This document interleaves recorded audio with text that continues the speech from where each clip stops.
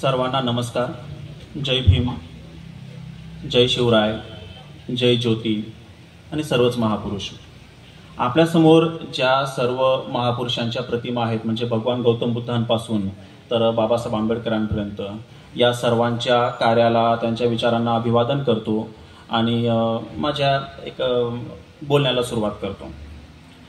यावर्षी जी तालुकास्तरीय स्पर्धा होती त्याच्यामध्ये एक विषय मी मुद्दामून दिलेला होता. म्हणजे जे विषय ठरवलेले आहेत त्यामध्ये जाधव सरांनी माझ्याशी चर्चा केली आणि मी त्यांना एक सांगितलं की महापुरुषांमध्ये जे आंतरिक नाते आहे तर त्या नात्यावर एक विषय ठेवा.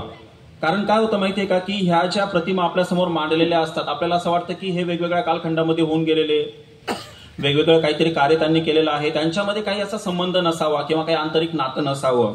मुद्दामून हा विषय मी यावेळेस दिलेला आहे आणि माझ्या व्याख्यानाची सुरुवात मी त्याच्यानेच करणार आहे की या महापुरुषांमध्ये नेमकं काय आंतरिक नातं होतं, वैचारिक नातं होतं की हे परस्परांना भेटलेले होते की अजून काय होतं ते. तर एक गोष्ट लक्षात घ्या की शिवाजी महाराज यांचा जो जन्म आहे तो जुन्नरच्या बाजूला जो शिवनेरी किल्ला आहे त्या ठिकाणी त्यांचा जन्म झालेला आहे. आणि नंतर शिवाजी महाराजांचं जे काही कार्य आहे ते कुठपर्यंत पोहोचलं ते आपल्या सर्वांना माहिती आहे. पण जिथं त्यांचा जन्म झालेला आहे ना, तिथून एक 5-7 किलोमीटर अंतरावर लेण्याद्री म्हणून गणपती आहे आणि तिथं बौद्ध लेण्या आहेत. एक लक्षात घ्या, ह्या ज्या तिथं जो गणपती आहे तो पेशव्यांच्या काळामध्ये बसवला गेलेला आहे. त्याच्या आधी तिथं असं काही नव्हतं, तिथं बौद्ध लेण्या होत्या.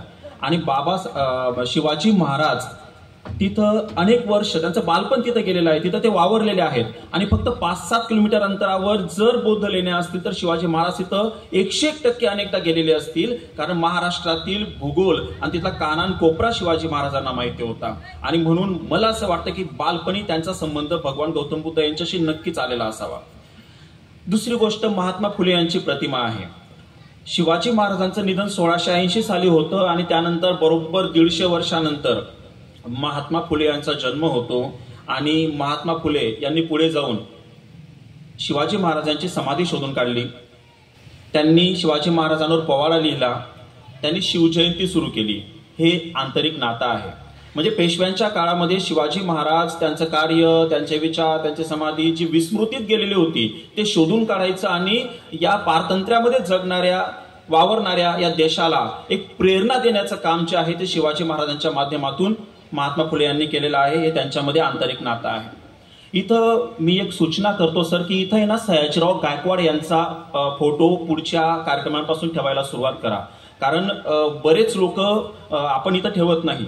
लक्षात घ्या, सयाजीराव गायकवाड हे असे होते की ज्यांनी बाबासाहेब आंबेडकर यांना उच्च शिक्षणासाठी शिष्यवृत्ती दिली होती आणि त्यानंतर त्यांना त्यांच्या संस्थानामध्ये मोठ्या पदाची नोकरी दिली होती. लक्षात घ्या. आता इथं सयाजीराव गायकवाड आणि महात्मा फुले यांचा संबंध थोडक्यात मी सांगू इच्छितो की 1884च्या आसपास याच महात्मा फुले यांच्या तोंडून सयाजीराव गायकवाड या तरुण मुलाने, तेव्हा साधारणतः 25शीतले वगैरे ते असतील, नंतर मला वाटतं 1936 का 1939 पर्यंत त्या हयात होते.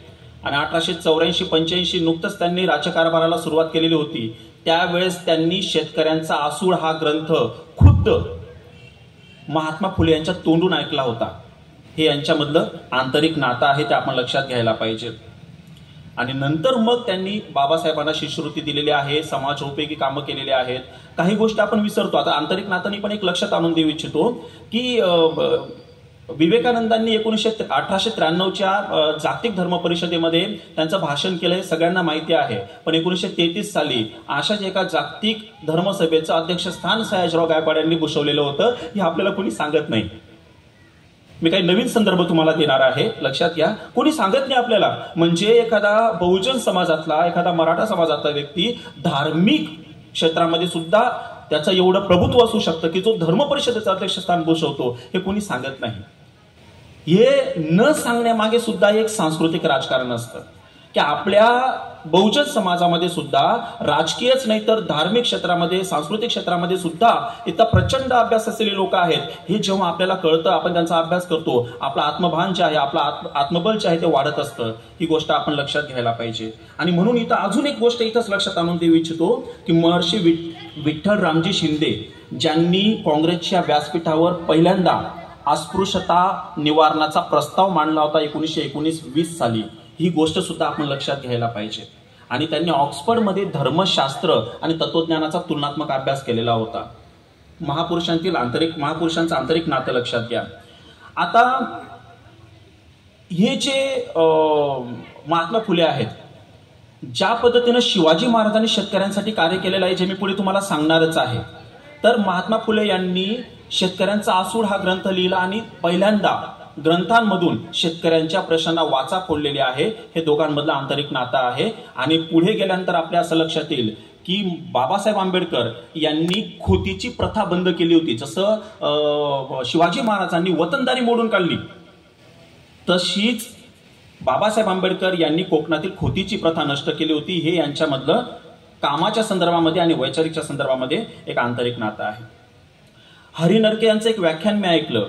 राजू परवळेकर यांनी त्यांचं व्याख्यान घेतलेलं आहे आणि मला तिथे एक खूप महत्वाचा संदर्भ असा माहिती झाला की बाबासाहेब आंबेडकर यांचे जे वडील होते रामजी सकपाळ म्हणून, हे मिलिटरीमध्ये असताना मुख्याध्यापक होते. आणि तेव्हा मुख्याध्यापकाचं जे प्रशिक्षण आहे ते प्रशिक्षण घेण्यासाठी ते काही वर्ष पुण्यामध्ये होते. आणि पुण्यामध्ये असताना त्यांच्या महात्मा फुलेंशी अनेकदा भेटी झालेल्या होत्या. लक्षात घ्या. का पुन्हा आपण असं म्हणू शकतो की कदाचित फुल्यांपासून त्यांनी प्रेरणा घेतली असेल की आपल्या मुलांना आपण या पद्धतीने शिकवायला पाहिजे. आणि योगायोगाचे पण काही भाग असतात की 1890 साली फुल्यांचं निधन होतं आणि 1891 साली बाबासाहेबांचा जन्म होतो. शिवाजी महाराज आणि बाबासाहेब आंबेडकर यांच्यातील एक दोन साम्य तुमच्या लक्षात आणून देऊ इच्छितो. योगायोगाचा भाग असतो की दोघांच्या आजोबांचं नाव मालोजी होतं. लक्षात घ्या. आणि दोघांचे वडील आणि दोघांचे आजोबा हे सैन्यामध्ये होते. लक्षात घ्या. काही बारीक सारीक गोष्टी आहेत. शाहू महाराज जे आहेत, तर शाहू महाराजांनी सत्यशोधक समाजाची स्थापना त्यांच्या कोल्हापूर संस्थानामध्ये केलेली होती. महात्मा फुलेंच्या प्रेरणेने ते काम करायचे. त्यांनी बाबासाहेबांना मदत पण केलेली होती. माणगाव परिषदेमध्ये त्यांनी स्वतः सांगितलं होतं की तुम्हाला तुमचा नेता मिळालेला आहे आणि मला जर शक्य झालं तर त्यांच्या सोबत मी त्यांचा सेक्रेटरी म्हणून सुद्धा काम करू शकतो. 1920 सालची ही गोष्ट आहे. त्यानंतर 2 वर्षामध्ये त्यांचं निधन झालेलं आहे. एवढ्या मोठ्या उंचीचा तो माणूस होता की एक 29 वर्षाच्या मुलाला एवढं त्यांनी महत्व दिलेलं आहे. कारण बाबासाहेब तेव्हा फक्त 29 वर्षाचे होते. पण त्यांच्या अभ्यासाला, त्यांच्या कर्तृत्वाला आणि पुढे त्यांना जे दिसलं असेल की हा माणूस मोठं काहीतरी करू शकतो, त्याला त्यांनी या पद्धतीने एक मानवंदना दिलेली आपल्याला दिसून येते.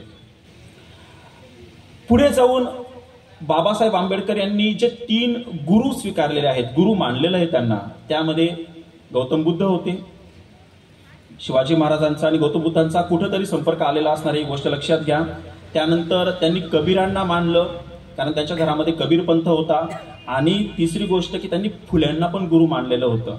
म्हणजे त्यांनी फुल्यांपासून पण प्रेरणा घेतलेली आहे.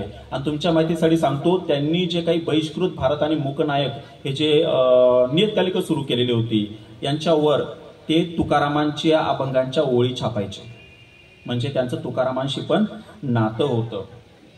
तर अशा पद्धतीनं ह्या लोकांचं जर आपण कार्य पाहिलं, या लोकांचे जर आपण विचार पाहिले, तर यांच्यामध्ये एक आंतरिक नातं, एक सुसंगती आणि एकच प्रवाह आपल्याला दिसून येतो. कारण मी पुढे सांगणार आहे शिवाजी महाराजांनी स्त्रियांसाठी काय केलं, त्यानंतर शेतकऱ्यांसाठी काय केलं. तर आपल्या लक्षात येईल की शिवाजी महाराजांनी स्त्रियांना सुरक्षितता मिळवून दिली.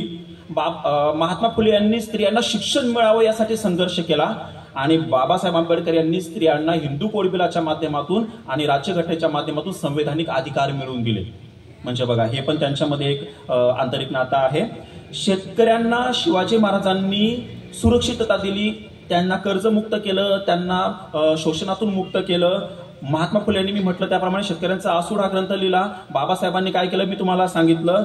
या सगळ्या ज्या गोष्टी जर आपण बघितल्या ना, तर हे महापुरुष हजारो वर्षामध्ये, म्हणजे अक्षरशः चार्वाकापासून जर आपण विचार केला किंवा गौतम बुद्धांपासून आपण विचार केला, तुकारामांपासून आपण विचार केला, तर हे सगळं एकच काहीतरी धोरण डोक्यामध्ये ठेवून, एकच काहीतरी विचार डोक्यामध्ये ठेवून इथला जो बहुजन समाज आहे, इथल्या ज्या स्त्रिया आहेत, आता आपण ओबीसी SC ST म्हणतो, तेव्हा हे सर्व शूद्र अतिशूद्र होते, यांच्या हिताचं काम जे आहे त्या लोकांनी केलेलं आहे. आता शिवाजी महाराजांच्या संदर्भामध्ये मी बोलायला सुरुवात करतो. शिवाजी महाराजांच्या संदर्भामध्ये आपल्याला खूप माहिती असते, पण ती जी माहिती आहे ना, तर ती खरी आहे की खोटी आहे ती बरोबर आहे की चुकीची आहे ती थोडी पडताळून बघायला पाहिजे. कारण पॉप्युलर हिस्ट्री जी आहे ना तिचा आपल्यावर प्रभाव जास्त आहे. पॉप्युलर हिस्ट्री जी खूप प्रसिद्ध असतात ती उदाहरणं, काही चमत्कार कथा असतात, काही वेगवेगळ्या धर्मांमध्ये विद्वेष निर्माण करणाऱ्या गोष्टी असतात, त्या आपल्याला खूप जास्त माहिती असतं. आपण अकॅडमिक हिस्ट्री थोडीशी अभ्यासायला पाहिजे. अकॅडमिक हिस्ट्री म्हणजे काय, त्यांची युद्धनीती कशी होती, शेतकऱ्याच्या संदर्भात त्यांचं धोरण कसं होतं, स्त्रियांच्या संदर्भामध्ये त्यांचं धोरण कसं होतं, आणि या सगळ्या गोष्टी त्यांच्या कशा होत्या त्या आपण अभ्यासायला पाहिजे. मित्रांनो, आपल्याला माहिती आहे की या भारतामध्ये अक्षरशः हजारो राजे होऊन गेलेले आहेत. खूप राजे होऊन गेलेले आहेत, एकाहून एक पराक्रमी राजे होऊन गेलेले आहेत. शिवाजी महाराज प्रचंड पराक्रमी होते, काही कदाचित शिवाजी महाराजांपेक्षाही पराक्रमी असतील, पण कोणत्याही राजाची जयंती एवढ्या मोठ्या प्रमाणामध्ये आज साजरी केली जात नाही. कोणत्याही राजाला एवढी लोकप्रियता मिळालेली नाहीये जेवढी शिवाजी महाराजांना मिळालेली आहे. म्हणजे पराक्रम सगळ्यांकडे होता, परंतु शिवाजी महाराजांकडे पराक्रमापेक्षा वेगळं अजून काहीतरी होतं. त्यांनी वेगळं अजून काहीतरी केलेलं आहे ज्यामुळे त्यांना एवढी लोकप्रियता मिळालेली आपल्याला दिसून येते. मग असं कोणतं कार्य आहे त्यांचं, ते कार्य आपण या ठिकाणी अभ्यासणार आहोत. शिवाजी महाराजांनी स्वतःचं राज्य निर्माण केलं होतं, स्वतःचं राज्य. त्या काळामध्ये त्यांच्या आजूबाजूला विजापूरचा आदिलशाह होता, निजामशाह होता, कुतुबशाही होती आणि सर्वात पॉवरफुल होते मोगल. तर आदिलशाही, कुतुबशाही याच्यामधून हळूहळू त्यांनी स्वतःचं राज्य निर्माण केलं. मग असं राज्य तर इतरांनी पण निर्माण केलेलं होतं. मलिक अंबर असेल किंवा निजाम असतील किंवा अजून हैदर अली असतील, यांनी देखील असं राज्य निर्माण केलेलं होतं. तर शिवाजी महाराजांचं हे वेगळेपण आहे, परंतु याच्यापेक्षा अजून काय वेगळेपण आहे ते आपण बघणार आहोत. की शिवाजी महाराजांइतकी रयतेची काळजी इतर दुसरा कुणीही घेतलेली आपल्याला दिसत नाही. ती कशी घेतली मी तुम्हाला सांगतो. की त्यांनी स्वराज्य स्थापन केलं, इतरांनी फक्त राज्य स्थापन केलं. स्वराज्य म्हणजे स्वतःचं राज्य, स्वतःचं म्हणजे लोकांचं राज्य. त्या कालखंडामध्ये जरी राजेशाही असली तरी शिवाजी महाराजांनी लोकशाहीचा आत्मा असलेली राजेशाही निर्माण केलेली आपल्याला दिसून येते. कारण त्यांच्या स्वराज्यामध्ये स्त्रिया असतील, शेतकरी असतील किंवा कोणताही घटक असेल, कोणत्याही जातीचा असो, कोणत्याही पंथाचा असो, तो सुरक्षित आहे, त्याला संधी मिळते आहे. त्याच्या आधी जी संधी त्यांना मिळालेली नाहीये ती त्यांना शिवाजी महाराजांच्या काळामध्ये मिळालेली आपल्याला दिसून येते. त्या कालखंडातील थोडा समाज व्यवस्था जी आहे तिचा आपण अभ्यास करायला पाहिजे. कारण आज आपण 2024 मध्ये वावरत आहोत. ते 1635-40 हा कालखंड आहे, म्हणजे आजपासून साधारणतः 400 वर्षापूर्वीचा कालखंड आहे. तेव्हाची समाज व्यवस्था वेगळी होती, आताची समाज व्यवस्था वेगळी आहे. तेव्हाची राजकीय व्यवस्था वेगळी होती, आताची राजकीय व्यवस्था वेगळी आहे. आणि सगळ्याच गोष्टी, तेव्हाची आर्थिक व्यवस्था वेगळी होती, आताची आर्थिक व्यवस्था वेगळी आहे. तेव्हा 80% जे लोक असायचे ते शेतीवर अवलंबून असायचे. म्हणजे समजा 50-60% शेती करत असतील तर इतर जे लोक आहेत ते 12 बलुतेदार असायचे. 12 बलुतेदार काय करायचे तर शेतकऱ्यांना जे काही अवजारं लागायची, जे काही साधनं लागायची, ती साधनं पुरवण्याचं काम हे 12 बलुतेदार करायचे. आणि त्या कालखंडामध्ये प्रचंड दुष्काळ पडायचा. दुष्काळ म्हणजे काय, दुष्काळ आताही पडतात, परंतु आताच्या कालखंडामध्ये दळणवळणाची साधनं वाढल्यामुळे एके ठिकाणी जरी दुष्काळ पडला तरी संपूर्ण जगातून तिथं मदत मिळू शकते. त्या कालखंडामध्ये तसं नव्हतं, दळणवळणाची साधनं वाढलेली नव्हती. तुकारामांच्या अभंगांमध्ये आपल्याला माहिती असेल की अनेकदा दुष्काळ पडलेला आहे, त्यांच्या घरातील कित्येक सदस्य त्या दुष्काळामध्ये वारलेले आहेत. तसंच शिवाजी महाराजांच्या जन्माच्या त्या आगेमागे त्या वर्षांमध्ये प्रचंड दुष्काळ पडलेला होता. त्या काळामध्ये जे शेतकरी होते ते परागंदा झालेले होते, म्हणजे त्यांची गावं सोडून ते निघून गेलेली होती. त्याला फक्त दुष्काळ हे कारण नव्हतं. त्या कालखंडामध्ये जे काही युद्ध व्हायचं त्या युद्धांमध्ये हे जे सैन्य आहे ते सैन्य शेतामधून जायचं, ते सैन्य शेतकऱ्यांचं शोषण करायचं. सैन्याचा तळ जर कुठे पडलेला असेल तर त्या गावांमधून, आजूबाजूच्या गावांमधून त्यांना सर्व फुकटात उपलब्ध करून द्यावं लागायचं. त्यासाठी राजा 1 रुपया मोजायचा नाही. आणि या सगळ्या गोष्टींमुळे शेतकरी जो आहे तो निराश झालेला आहे, परेशान झालेला आहे. आणि दुष्काळामुळे, या सगळ्या गोष्टींमुळे गावं सोडून शेतकरी चालले गेलेले आहेत. अक्षरशः गावं उजाड झालेले आहेत आणि तिथं अक्षरशः जंगलं वाढलेले आहेत. तर शिवाजी महाराजांनी जेव्हा 1642-45च्या आसपास त्यांच्या मातोश्रींच्या मदतीने आणि काही शहाजी महाराजांनी पाठवलेल्या विश्वासू सहकाऱ्यांच्या मदतीने त्यांनी जेव्हा राज्यकारभार हातात घेतला तेव्हा त्यांनी सगळ्यात पहिलं जर काम कोणतं केलं असेल तर त्यांनी ती गावं वसवण्याचं काम केलेलं आहे. जे शेतकरी परागंदा झालेले होते त्यांना बोलवून घेतलेलं आहे. त्यांना ती शेती जी आहे ती शेती साफ करायला सांगितलेली आहे, झाडं तोडायला सांगितलेले आहे. शेतकऱ्यांकडे गुरं नाहीये, ते गुरं पुरवण्याचं काम केलेलं आहे. शेतकऱ्यांकडे पेरण्यासाठी बी बियाणं नाहीये, ते बी बियाणं पुरवलेलं आहे. शेतकऱ्यांना अवजारं पुरवलेले आहेत. शेतकरी पेरणीनंतर 4-6 महिने जगायला पाहिजे, त्यासाठी त्यांना कर्ज, तगाई म्हणायचे त्याला, तर त्यांना तगाई कर्ज पुरवलेलं आहे की जे 4-5 वर्षानंतर टप्प्याटप्प्याने वसूल करायचं होतं आणि बिनव्याजी स्वरूपाचं कर्ज त्यांनी शेतकऱ्यांना पुरवलेलं आहे. म्हणजे अशा पद्धतीनं आपल्या आजूबाजूला जी गावं आहेत, त्या गावामध्ये जे शेतकरी आहेत ते शेतकरी सर्व जातीचे असायचे आणि त्यांना मदत करणारे तर मग 12 बलुतेदार हे वेगवेगळ्या जातींचे असायचे. या सगळ्यांना वसवण्याचं, त्यांना एक स्थिरता देण्याचं काम जे आहे ते शिवाजी महाराजांनी केलेलं आहे. आणि म्हणून पुढच्या काळामध्ये शिवाजी महाराज एवढं मोठं काम करू शकले किंवा मोगल असतील, आदिलशाह असतील यांच्या विरुद्ध जे लढू शकले, त्याची जी पायाभरणी ती या कालखंडामध्ये झालेली आहे. थोडंसं तुम्हाला त्यांच्या आयुष्यातील काही कालखंड, काही टप्पे मी लक्षात आणून देऊ इच्छितो. शिवाजी महाराजांनी 1646-47च्या आसपास तोरणा किल्ला जिंकलेला आहे आणि तोरणा किल्ला जिंकल्यानंतर त्यांनी फत्तेखानाचा पराभव 1649 साली केलेला आहे आणि त्यानंतर मात्र 7 वर्ष शिवाजी महाराजांनी कुठेही हल्ला केलेला नाही, कोणताही किल्ला जिंकण्याचा प्रयत्न केलेला नाही, कोणत्याही लढाया लढलेल्या नाहीयेत. या 7 वर्षाच्या कालखंडामध्ये शिवाजी महाराजांनी हे जे त्यांचं कर प्रणाली बदलली, ती कर प्रणाली नेमकी काय होती मी तुम्हाला समजून सांगणार आहे. शेतकऱ्यांना जे त्यांनी सुरक्षितता दिली, त्यांना स्थिरता दिली, या सगळ्या गोष्टी अभ्यासण्याजोग्या आहेत. कारण आपल्याला शिवाजी महाराजांबद्दल फक्त काय सांगितलं जातं, शाहिस्तेखानाची बोटं कापली, अफजल खानाचा कोथळा काढला, म्हणजे याच गोष्टी आपल्याला सांगितल्या जातात. त्यांनी राज्यकारभाराची घडी कशी बसवली, त्यांनी प्रशासनाची घडी कशी बसवली, त्यांनी लोकांना कसा विश्वास दिला, या गोष्टी आपण बघायला पाहिजे. कारण त्या महापुरुषांसमोर त्यांच्या कालखंडामधील काही समस्या असतात, काही प्रश्न असतात, ते प्रश्न सोडवण्याचं त्या काम करतात, म्हणून ते मोठे होत असतात. आणि मला एक गोष्ट लक्षात आलेली आहे की कोणताही महापुरुष असो, त्यांनी वैचारिक वगैरे या सगळ्या गोष्टी करत असताना लोकांच्या आर्थिक प्रश्नांवर सुद्धा लक्ष दिलेलं आहे आणि म्हणून लोक त्यांच्या बाजूने उभं राहिलेले आहेत. मग त्यांनी काय केलं ते आपल्याला इथं समजून घ्यायचं आहे. त्या कालखंडामध्ये राजा जो असायचा, त्या राजाचा आणि जनतेचा प्रत्यक्ष कोणताही संबंध यायचा नाही. राजाने काय केलेलं असायचं, राजाने 200-300 गावांसाठी एखादा जहागीरदार जो आहे तो जहागीरदार नेमलेला असायचा. तो जहागीरदार काय करायचा आहे, 200-300 गावांची व्यवस्था एकटा पाहू शकायचा नाही, म्हणून तो काय करायचा, एक 5-25 गावांचं वगैरे तो वतनदार नेमायचा. ते वतनदार काय करायचे, तर प्रत्येक गावामध्ये गाव पाटील आणि कुलकर्णी यांची नेमणूक केलेली असायची. हे गाव पाटील आणि कुलकर्णी त्या गावातील महसूल, शेतसारा जो आहे तो गोळा करायचं, वसूल करायचा आणि वतनदार जहागीरदार राजाकडे पाठवण्याचं काम करायचे. या पद्धतीची त्या कालखंडामध्ये सिस्टीम होती. आता जशी आधुनिक सिस्टीम आहे तशी त्या कालखंडामध्ये ही सिस्टीम होती आणि ही सिस्टीम प्रचंड शोषणावर आधारलेली होती. कशी, कारण हा जो वतनदार आहे, समजा त्याला जर वर 300 रुपये, तेव्हाचे 300 रुपये, त्याला जर समजा कर द्यायचा असेल तर तो लोकांकडून 1,500, 2,000, 2,500, 3,000 किती वसूल करायचा. हे तेव्हाच्याच कालखंडामध्ये नाही. तुम्ही गोदान कादंबरी वाचा तेव्हा त्याच्यामध्ये सुद्धा तुम्हाला याचं चित्रण बघायला मिळेल. तुम्ही हिंदी मधल्या किंवा अजून इतर कादंबऱ्या वाचा, तुम्हाला ते चित्रण बघायला मिळेल. म्हणजे हे जे कर वसूल करणारे लोक आहेत ना, ते शेतकऱ्यांचं आणि या सामान्य लोकांचं प्रचंड शोषण करायचे.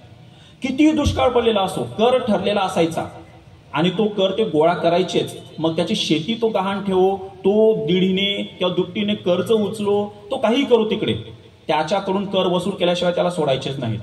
त्याला जर त्याने कर दिला नाही, त्याची शेती गहाण ठेवून घेतली जायची, त्याची शेती बळकावून घेतली जायची, त्याला उचलून घेऊन जायचे, त्याला मारहाण करायचे. हे सगळे प्रकार कंटिन्यू घडत होते. शिवाजी महाराज जेव्हा ही व्यवस्था बसवतात त्याच्या आधीची मी तुम्हाला हे सगळी सिस्टीम सांगतो आहे.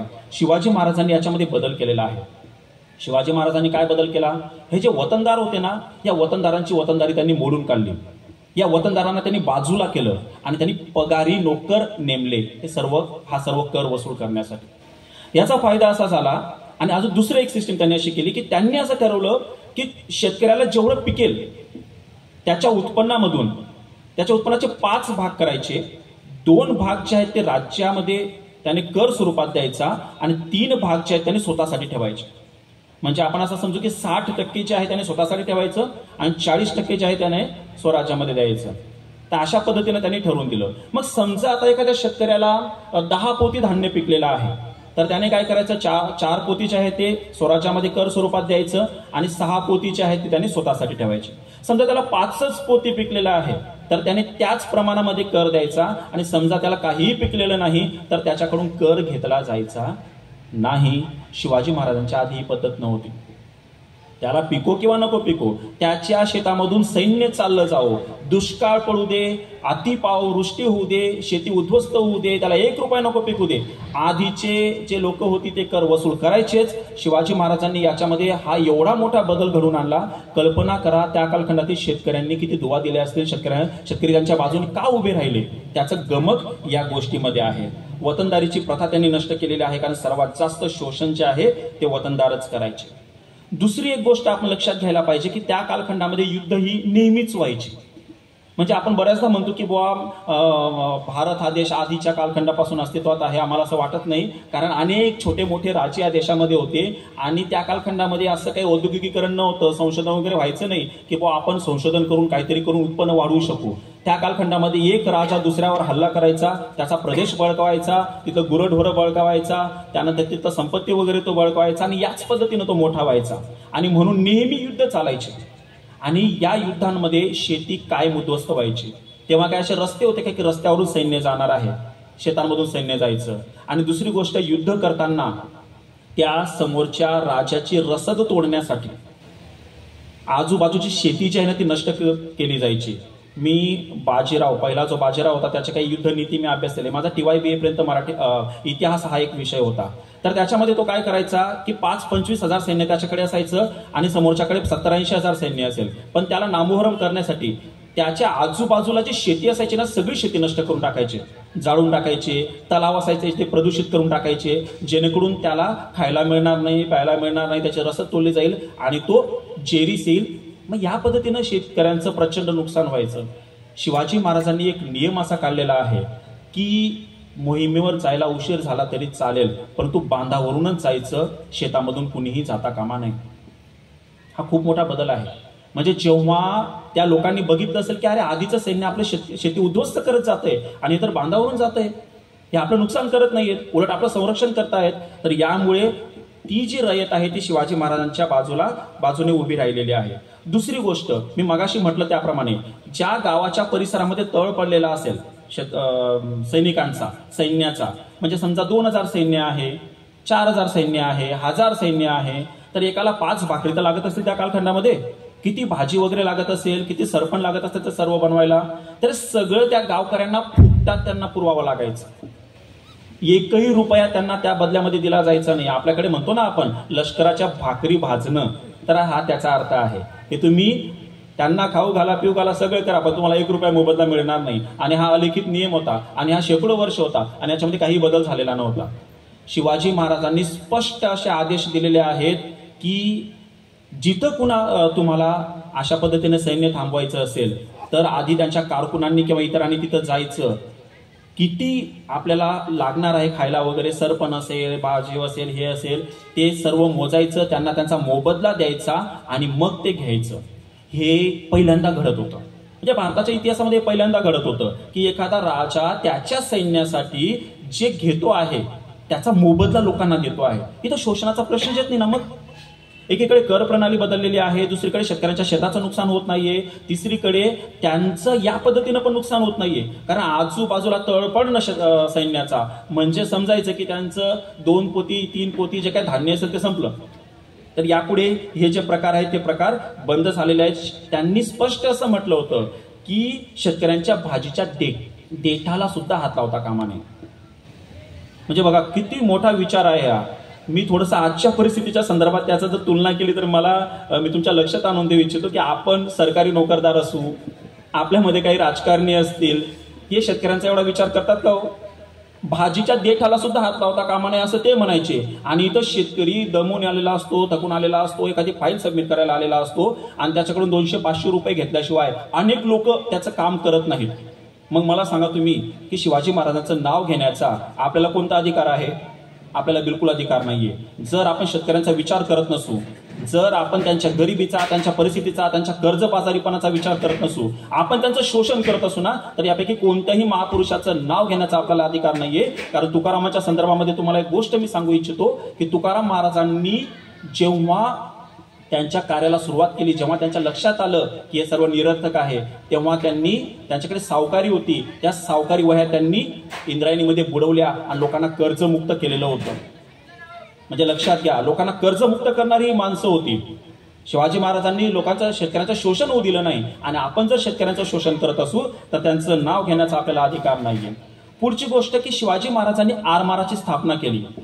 म्हणजे मध्ययुगामध्ये मला असं वाटतं की आरमाराची स्थापना करणारे शिवाजी महाराज हे पहिले होते. मला वाटतं चोल का कोणते तरी राजे होते काहीतरी 1600-1700 वर्षापूर्वी, त्यांनी पहिल्यांदा आरमाराची स्थापना केलेली होती. पण नंतर मधल्या काळामध्ये ते लोप पावलेलं होतं. तर आरमाराची जर स्थापना करायची असेल, हे 1655च्या आसपास हे वर्ष असेल, तर आरमाराची स्थापना करायची तर त्या कालखंडामध्ये लाकडांची गरज भासायची, खूप चांगल्या दर्जाची लाकडं, आणि कोकणामध्ये खूप मोठ्या प्रमाणामध्ये ती मिळायची. आंबा असेल, फणस असेल, इतर खूप झाडं होती. पण शिवाजी महाराजांनी इथं पण एक आदेश काढलेला आहे की जी शेतकऱ्यांची ही आंबा, फणस इत्यादी फळझाडं आहेत, यापैकी कोणत्याही झाडाला हात लावता कामा नये. कारण आता ज्या पद्धतीनं कलमी झाडं असतात की आपण आज लावली की 4 वर्षामध्ये, 3 वर्षामध्ये आपल्याला उत्पन्न द्यायला सुरुवात करतात, त्या कालखंडामध्ये ती परिस्थिती नव्हती.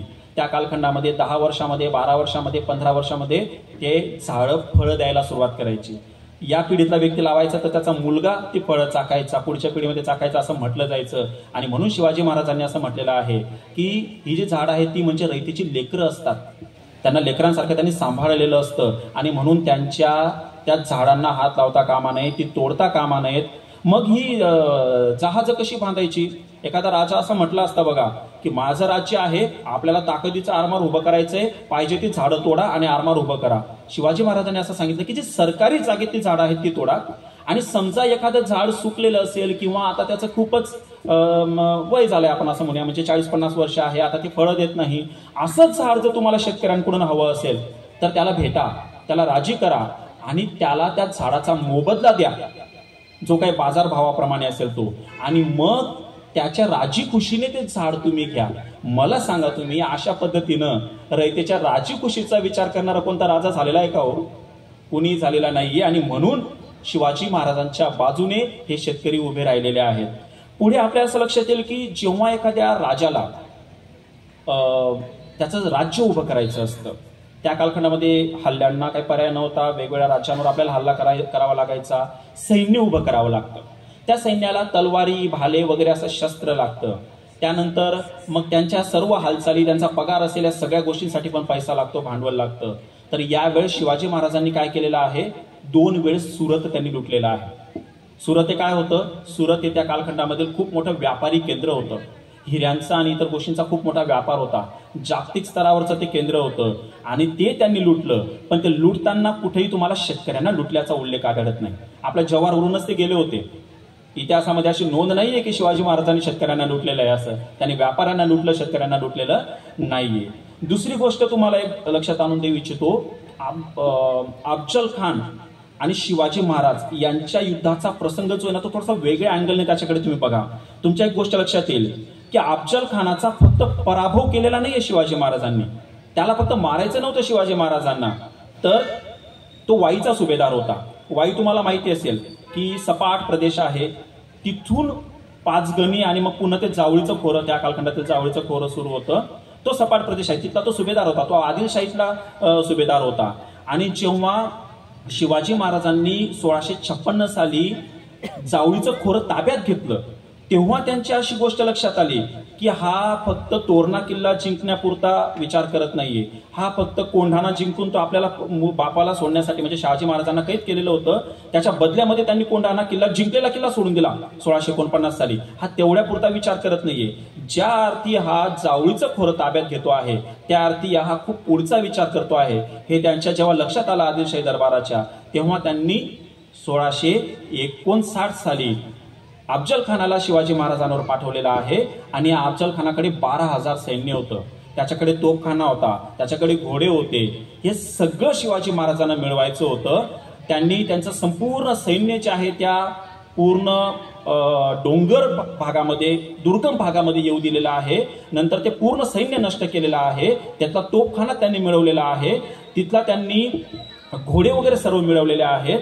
सांगायचं तात्पर्य असं आहे की स्वतःच्या रयतेकडून महसूल वसूल न करता, त्यांचं शोषण न करता 12,000 सैन्याला पुरेल एवढं शस्त्रसाठा आणि घोडे आणि या सगळ्या गोष्टी शिवाजी महाराजांनी त्याच्यातून मिळवलेल्या आहेत. म्हणजे इतर वेळेस इतर राज्य काय करायचे, त्यांना जर अशा पद्धतीने सैन्य उभे करण्यासाठी पैसा वगैरे हवा असेल तर ते महसूल वाढवायचे.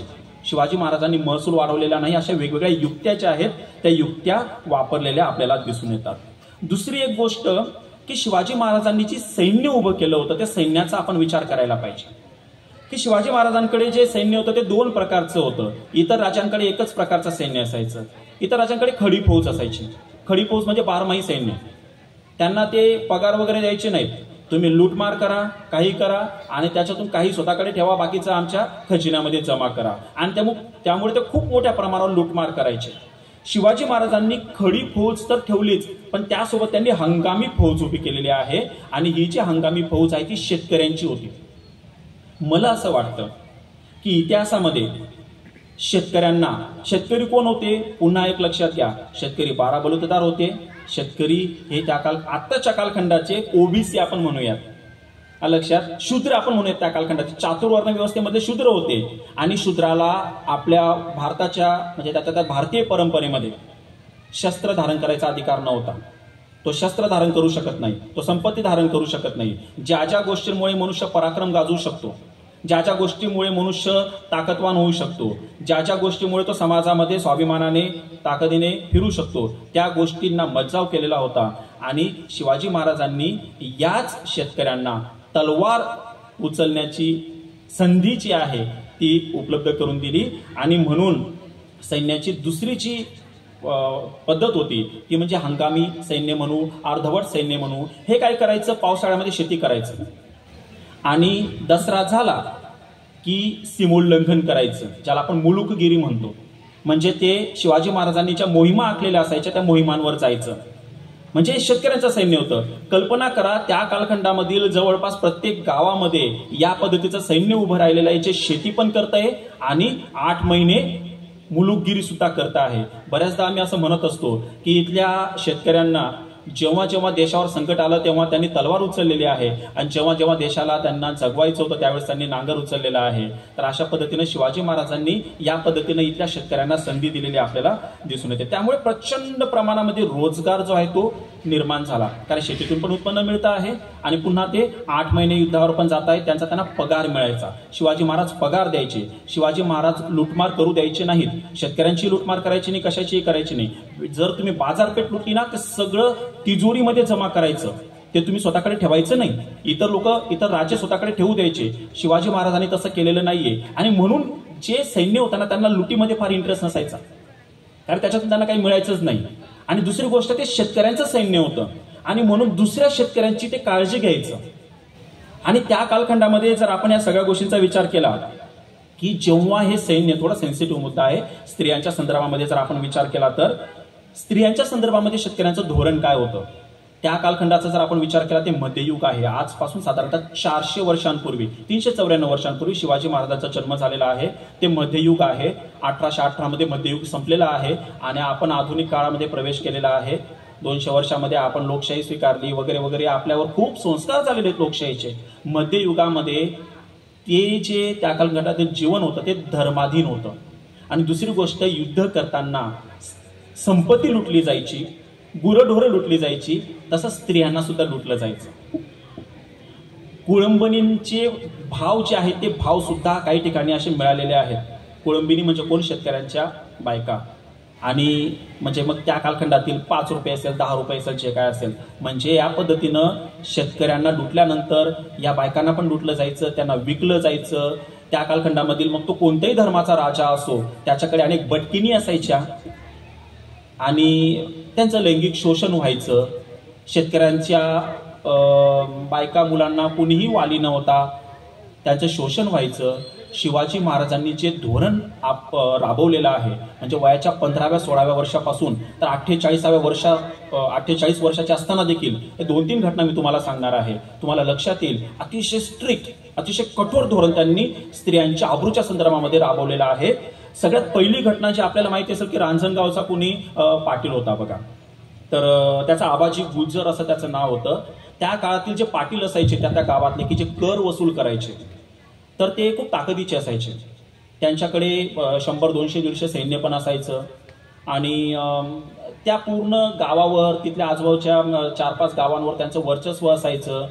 त्या कालखंडातील राजांपासून तर यांच्यापर्यंत स्त्रियांचा उपभोग घेण्याचा त्यांना पूर्ण अधिकार असायचा. आणि आपलाच पाटील, आपलाच राजा आणि आपलेच सत्ताधारी आपलं शोषण करत असतील तर कुणाकडे दाद मागायला जाणार?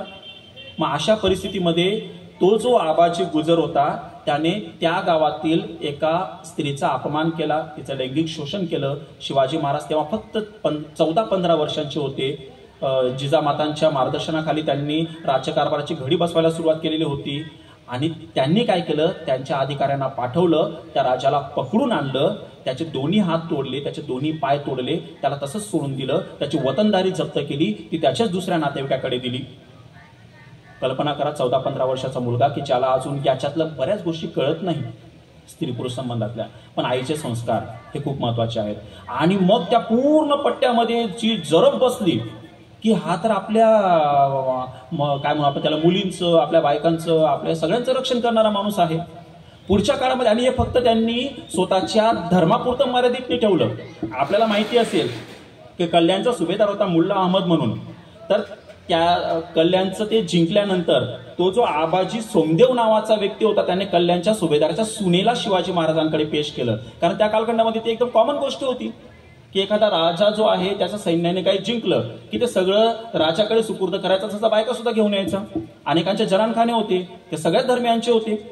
तर शिवाजी महाराजांनी त्यावेळेस काय केलेलं आहे आपल्या सगळ्यांना माहिती आहे की तिचा आदर केला, सन्मान केला, साडी चोळी दिली. आणि अशीच जर सुंदर आमची आई राहिली असती तर आम्ही पण सुंदर राहिलो असतो. कदाचित त्या गोष्टी नंतर वाढवल्या गेल्या असतील, परंतु इतिहासाने ही नोंद केलेली आहे की ही घटना घडलेली आहे. दुसरी गोष्ट, मग हा मेसेज जेव्हा त्या पूर्ण पट्ट्यामध्ये पसरलेला आहे, तर रंगो त्र्यंबक कुलकर्णी नावाचा मुंजरे गावाचा एक कुलकर्णी होता एक. आणि शिवाजी महाराजांनी या संदर्भामध्ये आपल्या जातीचा असो, आपला सेनापती असो किंवा अजून कोणी पाटील असो, कुणाचीही गय केलेली नाहीये. एका लग्नाच्या प्रसंगी या रंगो त्र्यंबक कुलकर्णीने असंच केलं. लग्नासाठी आलेल्या एका विधवा स्त्रीचा त्याने अपमान केला, तिचं लैंगिक शोषण केलं. आणि त्याला लक्षात आलं की यार आपल्याकडनं चूक झालेली आहे, राजा आपल्याला सोडणार नाहीत. तो चंद्रराव मोरेच्या आश्रयाला चालला गेला. तेव्हा जावळीचं खोरं शिवाजी महाराजांनी जिंकलेलं नव्हतं. म्हणजे 1656च्या आधीची गोष्ट आहे, जेव्हा शिवाजी महाराज 26 वर्षाचे पण नव्हते. सांगायचं तात्पर्य आहे त्याला जीवाची भीती वाटली, एवढी जरब शिवाजी महाराजांनी बसवली होती. शेवटचं उदाहरण तुम्हाला देतो मी, अजून बारीक काही उदाहरणं आहेत पण शेवटचं हे खूप महत्वाचं उदाहरण आहे. आता समजा हे आपल्या राज्यातलं आहे, आपल्या सेनापतीने समजा तिला इज्जतीने घेऊन आला असेल, आपल्यासमोर सादर केलं असेल, त्याला सोडून दिलं, त्या सेनापतीला पण सोडून दिलं, कारण तेव्हाची प्रथा होती. एक घटना अशी आहे की शिवाजी महाराजांनी 1674ला जेव्हा राज्याभिषेक केला त्यानंतर त्यांनी दक्षिण मोहीम आखलेली आणि दक्षिणेपर्यंत तिकडे बंगालच्या उपसागरापर्यंत त्यांनी स्वतःचं साम्राज्य, राज्य वाढवलं. दूरदृष्टी त्यांची कशी होती ते नंतर तुम्हाला सांगणार आहे, या राज्याचा काय फायदा झाला ते. आता फक्त त्यांच्या स्त्रियांविषयीच्या धोरणावर मी बोलत आहे. तिकडनं परत येताना ते कर्नाटकामधून येत होते. आता तेव्हाचं कर्नाटक म्हणजे आताच आंध्र प्रदेश वगैरे सगळंच होतं. बेळगावच्या बाजूला बेलवडी म्हणून एक ठिकाण होतं आणि त्या बेलवडीमध्ये एक किल्लेदार होता. आणि शिवाजी महाराजांना असं वाटलं की हा किल्ला आपण जिंकायला पाहिजे, आपल्या राज्यामध्ये हा किल्ला असायला पाहिजे. तर शिवाजी महाराजांनी तिथं एका सेनापतीला सांगितलं की हा किल्ला जिंका. शिवाजी महाराज पुढे चालले गेले. त्याचं नाव सकुजी गायकवाड असं होतं. हा सकुजी गायकवाड शिवाजी महाराजांचा जवळचा नातेवाईक होता. तो किल्ला जिंकत असताना तो किल्लेदार मारला गेला त्या युद्धामध्ये. आणि त्यानंतर सुद्धा त्याच्या पत्नीने तो किल्ला 27 दिवस लढवला. 27 दिवस तो किल्ला लढवल्यानंतर सकुजी गायकवाडाला यश मिळालं. आणि जेव्हा शिवाजी महाराज 48 वर्षाचे होते, 2 वर्षानंतर त्यांचं निधन झालेलं आहे. 14-15व्या वर्षीचे आखलेलं धोरण होतं, तेच त्यांनी आयुष्यभर कसं पाळलं ते मी तुम्हाला समजून सांगतो आहे. त्याने काय केलं, संतापाच्या भरामध्ये त्याचा पुरुषीपणा जागा झाला असेल की या बाईने मला 27 दिवस झुंजवलं. त्याने नंतर तिच्यावर बलात्कार केला, तिचं लैंगिक शोषण केलं. शिवाजी महाराजांना ही गोष्ट माहिती पडली. शिवाजी महाराज तिथं आले.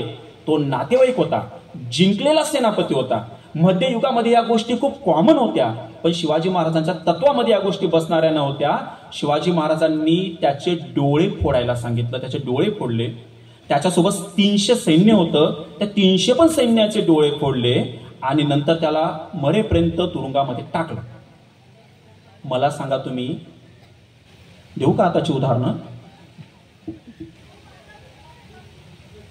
ज्यांना न्यायालय शिक्षा करतं त्यांना सोडून देण्यात येतं. त्यांना सोडून दिल्यानंतर त्यांचं हारतोऱ्यांनी स्वागत करण्यात येतं. त्यांना उमेदवारी पण दिली जाते. दिल्लीमध्ये आपल्या कुस्तीकर ज्या पटू आहेत, कुस्तीपटू आहेत, त्या महिला 2-2 महिने आंदोलन करतात, त्यांना न्याय मिळत नाही. कोणती महिला आहे जी प्रसिद्ध आहे, पूर्ण जगामध्ये तिची प्रसिद्धी आहे, ती स्वतःहून सांगेल का? एक नाही, असे कित्येक महिला, कित्येक कुस्तीपटू त्या स्वतःहून सांगतील का की आमचं लैंगिक शोषण झालेलं आहे, तरी त्यांना न्याय मिळत नाही. मला सांगा तुम्ही, शिवाजी महाराज हयात राहिले असते, हे लोक सुटले असते? अनेक ठिकाणी बलात्कारी लोकांचं समर्थन करणारे मोर्चे काढले गेलेले आहेत. मी नाव नाही घेणार कोणाचं, आपण सगळे वस्तुस्थिती जाणून आहात. माझ्या समोर बसलेले आपण सर्व जाणकार आहात. इथं काय खूप असे कॉलेजचे मुलं मला दिसत नाही, त्यामुळे इतिहासातल्या बऱ्याच गोष्टी, वर्तमानातल्या बऱ्याच गोष्टी तुम्हाला माहिती आहेत. हे आणि म्हणून जे लोक शिवाजी महाराजांचं फक्त नाव घेतात आणि अशी चुकीची शिवाजी महाराजांच्या धोरणाच्या विरुद्ध धोरणं राबवतात, त्यांना नाक नाहीये शिवाजी महाराजांचं नाव घ्यायचं. मग ते कुठेही नाव घेऊ दे, त्यांना कुठं कुठं नाव घेतलेलं शिवाजी महाराजांचं मला माहिती आहे. त्यांना त्याची लायकी नाहीये, कुणाचीच नाहीये. गेल्या 50-60 वर्षामध्ये अनेकदा या गोष्टी घडलेल्या आहेत. भोतमांगे कुटुंबासोबत काय घडलं होतं 2007 साली? त्या प्रियंकाचं काय झालं होतं? तिच्या आईचं काय झालं होतं? काय केलं आपण? आपल्या जातीच्या स्त्रीशी जर काही घडलं ना, तेव्हा आपलं रक्त तापतं. आणि ते जर दुसऱ्या जातीच्या, दुसऱ्या धर्माच्या स्त्रीशी जर झालं ना, आपलं रक्त तापत नाही. ही वस्तुस्थिती आहे, शिवाजी महाराजांचं नाव घेणाऱ्यांची वस्तुस्थिती. शिवाजी महाराजांनी कल्याणच्या सुभेदाराच्या सुनेला पण सोडलं आणि शत्रू पक्षातील आपल्या सैन्याविरुद्ध लढणाऱ्या स्त्रीचा अपमान केला म्हणून स्वतःच्या नातेवाईकाचा, स्वतःच्या सेनापतीचे डोळे फोडले आणि त्याला तुरुंगात ठेवलं. कुठे शिवाजी महाराज आणि कुठे आताचे राज्यकर्ते, कोणी असो, कोणत्याही राज्यातला असो, लायकी नाही नाव घ्यायची.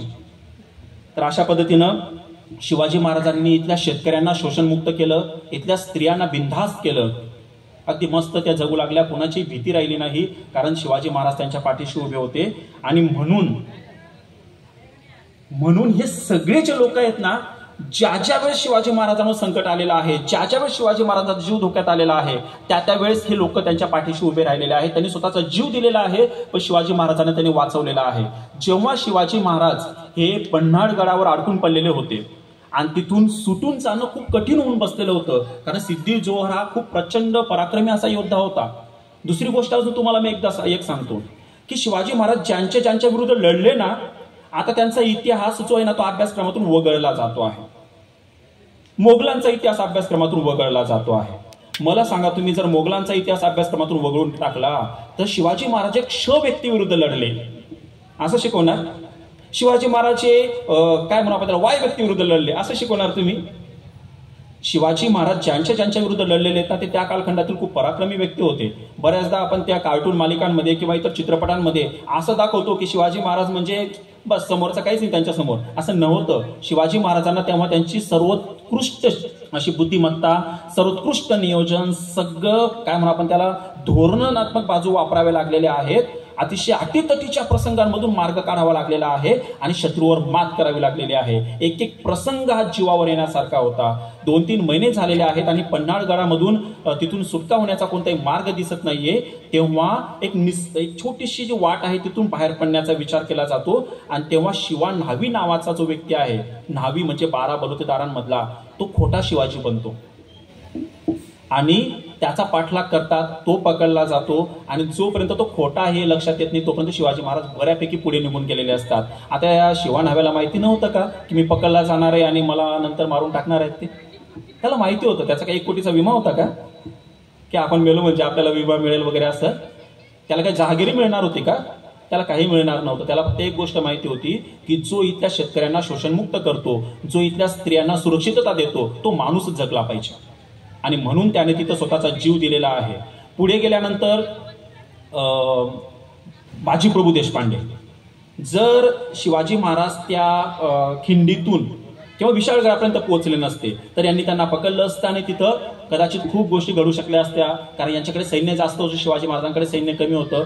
त्यांनी त्या खिंडीमध्ये बाजी प्रभू देशपांडे यांनी 200-300 मावळ्यांसह त्या शेकडोंच्या हजारोंच्या सैन्याला अडवलं. तेव्हा कुठं सुरक्षित ठिकाणी शिवाजी महाराज पोहोचू शकले. त्यांना काय माहिती नव्हतं का बाजी प्रभू देशपांडे यांना की मी मरणार आहे? ज्यांची नावं सुद्धा इतिहासाला माहिती नाहीयेत, अशा 300-400 लोकांनी तिथं स्वतःचं बलिदान दिलं. आणि ते कोण होते मग? आणि बरं, दुसरी गोष्ट की आपण बऱ्याचदा जातींमध्ये बऱ्याच गोष्टींचं विभाजन करतो की बाबा शिवाजी महाराजांचं जे साम्राज्य आहे ते फक्त 12 बलुतेदारांनी नाही, सगळ्यांनी वाढवलेलं आहे. बाजी प्रभू देशपांडेने जीव दिलेला आहे, मुरारबाजी देशपांडेने जीव दिलेला आहे, शिवा न्हावीने जीव दिलेला आहे, तिकडे हिरोजी फर्जंद असतील किंवा मदारी मेहतर असतील, यांनी स्वतःचा जीव आग्रा भेटीमध्ये धोक्यात घातलेला आहे. कारण ते सुद्धा शिवाजी महाराजांच्या जागेवर तिथं झोपले होते 2-4-5 दिवस. त्यांनाही माहिती होतं की हा डाव जर उघडकीस आला तर आपलं पण हत्या होणार आहे. हे जे ब्राह्मण होते ना, त्यांनी स्वतःचं ब्राह्मणत्व सोडलेलं होतं, हे लक्षात घ्या. जे शिवाजी महाराजांच्या बाजूला उभे राहिले ना, तर ते स्वराज्यासाठी लढत होते, ते रयत म्हणून लढत होते. आणि जर तुम्ही बारकाईने अभ्यास केला तर कित्येक मराठा घराणी हे शिवाजी महाराजांच्या विरोधात होती, कित्येक मराठा घराणी. आणि कित्येक ब्राह्मण सुद्धा की ज्यांनी ब्राह्मणत्व सोडलेलं नाहीये, ज्यांनी स्वतःचा मनुवादीपणा सोडलेला नाहीये, ते सुद्धा विरोधात होते. कारण अफजल खान जिंकावा म्हणून वाईच्या पुरोहितांनी यज्ञ केलेले आहेत. मिर्झा राजा जयसिंग जिंकावा म्हणून महाराष्ट्रातील पुरोहितांनी यज्ञ केलेले आहेत. शिवाजी महाराजांचा राज्याभिषेक करायला पूर्ण महाराष्ट्रामध्ये एक पुरोहित मिळालेला नाहीये, तर गागा भट्टाला तिकडं आणावं लागलेलं आहे. सांगायचं तात्पर्य असं आहे की शिवाजी महाराजांना विरोध करणारे पण सगळ्या जातीचे होते आणि शिवाजी महाराजांना समर्थन करणारे सुद्धा सगळ्या जातीचे होते. पण त्यातल्या त्यात 12 बलुतेदार आणि शेतकरी यांना मात्र सैन्यामध्ये सामावून घेणारे शिवाजी महाराज होते. त्याच्या आधी मला असं वाटतं कोणी नाही, क्षत्रिय फक्त लढायचे. आणि 4-5% क्षत्रिय लढायचे म्हणून जो कोणी भारतावर हल्ला करायचा ते सगळे जिंकलेले आहेत. भारतावर हल्ला करणारा कधीही कोणी खाली हाती परत गेलेला नाहीये. मग तो अलेक्झांडर असो किंवा ते शक असो, होनान असो, मग ते फ्रेंच असो, इंग्रज असो, पोर्तुगीज असो, त्याच्या आधी सुलतान असो, मोगल असो, कोणीच खाली हात परत गेलं नाही. का? कारण शूद्रांना लढण्याचा अधिकार नाही. एवढी मोठी लोकसंख्या, त्याला लढूच देत नाही तुम्ही, फक्त क्षत्रिय लढतात. तर ह्या गोष्टी त्या कालखंडातल्या आपण समजून घ्यायला पाहिजे. शिवाजी महाराजांचं वेगळेपण हे आहे जे इतरांचं नव्हतं. आता थोडं दूरदृष्टीच्या संदर्भामध्ये मी तुम्हाला सांगतो. ही तर एक प्रकारची दूरदृष्टीच होती, कारण 1649 पासून तर 1656 पर्यंत त्यांनी जी राज्याची घडी बसवलेली आहे, लोकांचं मन स्वतःच्या बाजूला वळवलेलं आहे, लोकांना स्वतःच्या बाजूला वळवलेला आहे, हा एक धोरणीपणा होता. त्यांनी या 7 वर्ष कुठेही हल्ला केलेला नाही, कोणतीही लढाई केलेली नाही. त्याला काही कारणं होती. कारण एक छोटंसं राज्य होतं ज्याच्याकडे फार सैन्य नाहीये, वय कमी आहे, लोक शेती करत नाहीये, तिकडे तिकडे निघून गेलेले आहेत, कुणाच्या साह्याने लढा देणार. 1656 साल असा आलेला आहे की आदिलशाहीमध्ये जो आदिलशाह होता तो मरणासन्न अवस्थेमध्ये येऊन ठेपलेला आहे. आणि हा जो अफजल खान होता, हा अफजल खान दक्षिणेकडे स्वारीसाठी गेलेला होता. तर ही संधी शिवाजी महाराजांनी साधली आणि तेव्हा त्यांनी जावळीचं खोरं जे आहे ते जिंकलेलं आहे. जावळीच्या खोऱ्याच्या बाबतीमध्ये मी थोडीशी माहिती मिळवली. हे खोरं आज सुद्धा तुम्ही जा, प्रचंड दुर्गम भाग आहे. साधारणतः 14व्या शतकामध्ये इथं 5000 सैन्य गेलं होतं. ते सैन्य परतच आलं नाही. त्याचं काय झालं कुणालाच माहिती पडलं नाही. आता जर आपण विचार केला ना, शिवाजी महाराजांनी जे किल्ले वगैरे उभे केले होते, मी एक किल्ला म्हणजे 1 वर्ष लढू शकत होते. ते आपल्याला माहिती आहे ताराबाईने कसे किल्ले लढवले होते. आताच्या काळामध्ये तर हेलिकॉप्टरने 4-5 शूटर ते सगळे हे करू शकतात. आपण त्या कालखंडाचा विचार करायला पाहिजे, बरोबर. तर अशा पद्धतीनं शिवाजी महाराजांनी 1656 हे साल का निवडलं, कारण इकडे राजा मरतोय, त्याचा सगळ्यात मोठा सेनापती हा दक्षिणेमध्ये गेलेला आहे. आणि हे जे चंद्रराव मोरेकडे जावळीचं खोरं होतं, तर तो आदिलशहाचा मांडलिक होता, लक्षात घ्या. आणि तीच संधी साधून शिवाजी महाराजांनी ते खोरं जिंकलं. 7 वर्ष त्यासाठी शांतपणे सगळं बघत राहिले, सगळं निरीक्षण करत राहिले आणि फक्त राज्याची घडी बसवत राहिले. कधी कधी थांबणं सुद्धा गरजेचं असतं. हे शिवाजी महाराजांकडून आपल्याला शिकायला मिळतं. आणि जेव्हा मग त्यांनी हे खोरं जिंकलं, तर आपल्याकडे मोजकं सैन्य आहे, आपल्याकडे मोजकं साधन संपत्ती आहे, आपल्याकडे फार तो गोळा नाहीये. अशा ठिकाणी ते आपण नेऊन ठेवायला पाहिजे की त्याच्यावर पुढे 10,000, 20,000, 50,000 जणांनी जरी हल्ला केला तर आपला पराभव होता कामा नये. अशी जागा शिवाजी महाराजांना निवडायची होती. आणि मग पुण्यापासून ते तिकडे गेले होते. पुणे आणि वाई याच्यामध्ये, पुणे त्यात पुन्हा जुन्नर इकडे येतं, म्हणजे साधारणतः 150 किलोमीटर अंतर, आणि त्याच्या पलीकडे जाऊन त्यांनी जावळीचं खोरं जिंकलेलं आहे. आणि बरेच जण असं म्हणतात की शिवाजी महाराजांकडे जावळीचं खोरं जिंकणं एवढं सामर्थ्य नव्हतं, आणि मग सभासद बकरीमध्ये सुद्धा ती नोंद आहे की दग्याने त्यांनी ते जिंकलेलं असेल. तर इथं एक दोन गोष्टी मी ऐकल्या आणि वाचल्या, माझं एक लक्षात आलं की ज्याला आपण गनिमी कावा म्हणतो, जे आपले तत्व आहेत ना, एक शिक्षक म्हणून राज्यकर्त्याचे थोडीशी वेगळी असतात. काही प्रमाणामध्ये आपल्याकडे जर कमी सामर्थ्य असेल तर अशा प्रभावी व्यक्तींना झुकवण्यासाठी, त्यांना जिंकण्यासाठी गनिमी कावा सुद्धा वापरावा लागतो. शिवाजी महाराजांनी तो वापरला, ते जिंकलं, आणि म्हणून ते पुढे जाऊन अफजल खानासारख्या व्यक्तीचा पराभव करू शकले. अन्यथा अफजल खानासमोर 12,000 सैन्यासमोर शिवाजी महाराज कधी टिकू शकले नसते. त्या काळामध्ये शिवाजी महाराजांना एक गोष्ट माहिती होती की आपण थोडं थोडं जे राज्य मिळवू ना, ते आदिलशाहीमधून आणि निजामशाहीमधूनच मिळवू, कारण मोगल सगळ्यात पॉवरफुल होता. मोगलांपर्यंत पोहोचणं एवढं सोपं नव्हतं. 2.25 लाखाच्या फौजा जेव्हा तुम्ही मैदानामध्ये उतरू शकता तेव्हा तुम्ही मोगलांविरुद्ध लढू शकत होते. आणि 2.25 लाख फौजा 200-300 वर्षामध्ये, त्याच्या आधी 200-300 वर्षामध्ये मिळवण्याची कोणाकडे ताकद नव्हती, आणि म्हणून मोगल त्या कालखंडामध्ये अजिंक्य होते. आणि म्हणून शिवाजी महाराजांनी जावळीचं खोरं निवडलं की जिथं आपण सुरक्षित राहू शकू. आणि मग नंतर जेव्हा शिवाजी महाराजांनी ते जिंकल्यानंतर हा अफजल खान पुन्हा इथं आलेला आहे, कुठं, विजापूरला, आणि नंतर मग त्यांनी 1659 साली शिवाजी महाराजांना स्वारी केलेली आहे, आणि मग ते युद्ध झालेलं आहे. आणि त्याच्यातून त्यांनी घोडी किंवा मग तोफखाना वगैरे कसा मिळवला ते मी तुम्हाला सांगितलं. यानंतर मात्र 1656 पासून तर 1666 पर्यंत शिवाजी महाराजांचं जीवन हे प्रचंड संघर्षमय राहिलेलं आहे. कारण त्यानंतर लगेच त्यांनी 18 दिवसामध्ये पन्हाळा किल्ला जिंकलेला आहे. त्यानंतर लगेच त्यांचं पन्हाळ्यावर कैद झालेले आहेत. नंतर विशाळगडावरकडे त्यांना जावं लागलेलं आहे. नंतर मग शाहिस्ते खान आलेला आहे. नंतर मिर्झा राजा जयसिंग आलेला आहे. आणि 1656 पासून तर 1666 पर्यंत 10 वर्ष जे प्रचंड मेहनतीमधून, प्रचंड आपलं प्रत्येक वेळेस एक विश्वासू, एक 2 विश्वासू सरदार बळी देऊन जे राज्य मिळवलेलं आहे, ते राज्य 1656 साली मिर्झा राजा जयसिंग यांनी संपवून टाकलेलं आहे. त्याच्या आधी 10 वर्ष राज्याची घडी बसवलेली, 20 वर्षाचं रक्त, मेहनत, घाम, सगळ्या गोष्टी, बौद्धिक श्रम, हे सगळं शून्य झालेलं आहे. केव्हा? 1666 मध्ये. शिवाजी मोठा का आहे लक्षात घ्या. आता थोडंसं पुन्हा शिवाजी मोठा का आहे, काहींच्या लगेच भावना दुखावल्या जाऊ शकतात की शिवाजींना एकेरी म्हटले. मुद्दामून मी अशा वापरला, कारण मला याच्यावर पण बोलायचं आहे. मी जी इतिहासाची पुस्तकं वाचलेली आहेत त्या पुस्तकांमध्ये राज्यांबद्दल एकेरी बोललं जातं. मी नाही बोलत, ठीक आहे. पण काय होतं माहितीये का, काही चांगली पुस्तकं अशी आहेत, काही चांगली व्याख्यानं अशी आहेत की जे आता समजा नरहर कुरुंदकरांचं व्याख्यान आहे, 1969 साली त्यांनी व्याख्यान दिलेले आहे, आजपासून 40-45 वर्षापूर्वी. ते कंटिन्यू शिवाजीने हे केलं, शिवाजीने ते केलं, असं म्हणतात. आपल्याला शिवाजी ऐकलं, हा शब्द ऐकला एकेरी की नंतर आपण पुढे ऐकायलाच तयार होत नाही. गोविंदराव पानसरेंचं एवढं चांगलं पुस्तक आहे शिवाजी कोण होता, ते त्यांनी 1990च्या आसपास दिलेलं आहे. शिवाजी कोण होता, लगेच त्यांना शिव्या द्यायला सुरुवात करतात लोक गोविंदराव पानसरेंना. अरे पुस्तक वाचा ना, पुस्तक वाचल्यावर तुम्हाला कळेल की शिवाजी महाराजांचं त्यांनी कार्य समजून सांगितले की एकेरी बोलून अपमान केलेला आहे. म्हणजे आपण इतके कट्टर होऊन गेलेलो आहोत की आपल्याला वाचायचे म्हणजे वाचणं टाळायचे बहाणेच आहेत असं मी समजतो. आपल्याला महापुरुष समजूनच घ्यायचे नाहीयेत. सरांना माहिती आहे चांगलं. 4-1 वर्षापूर्वी मी एक पोस्ट ठेवली होती आणि माझाच विद्यार्थी माझ्यावर उलटला होता. माझी पोस्ट अशी होती फेसबुकवर की बाबासाहेब काय होतं, बाबासाहेब आम्हाला समजून घ्यायचे नाहीत, असं काहीतरी पोस्ट होती. आणि ते दुहेरी अवतरणामध्ये होतं, म्हणजे लोकांचं विधान ते होतं. आणि माझं पुढे वाक्य होतं असो, तर तो म्हणाला तुमची लायकी आहे का बाबासाहेबांचं नाव घ्यायचे, असं तसं. अरे बाबा, मी असं म्हणतो आहे की बाबासाहेबांचं नाव घ्यायचे पण बाबासाहेबांना आम्हाला समजून घ्यायचे नाही, अशी लोकांची मानसिकता आहे. ती मी उघडकीस आणून दिली होती. तर माझ्यावर उलटला होता तो विद्यार्थी.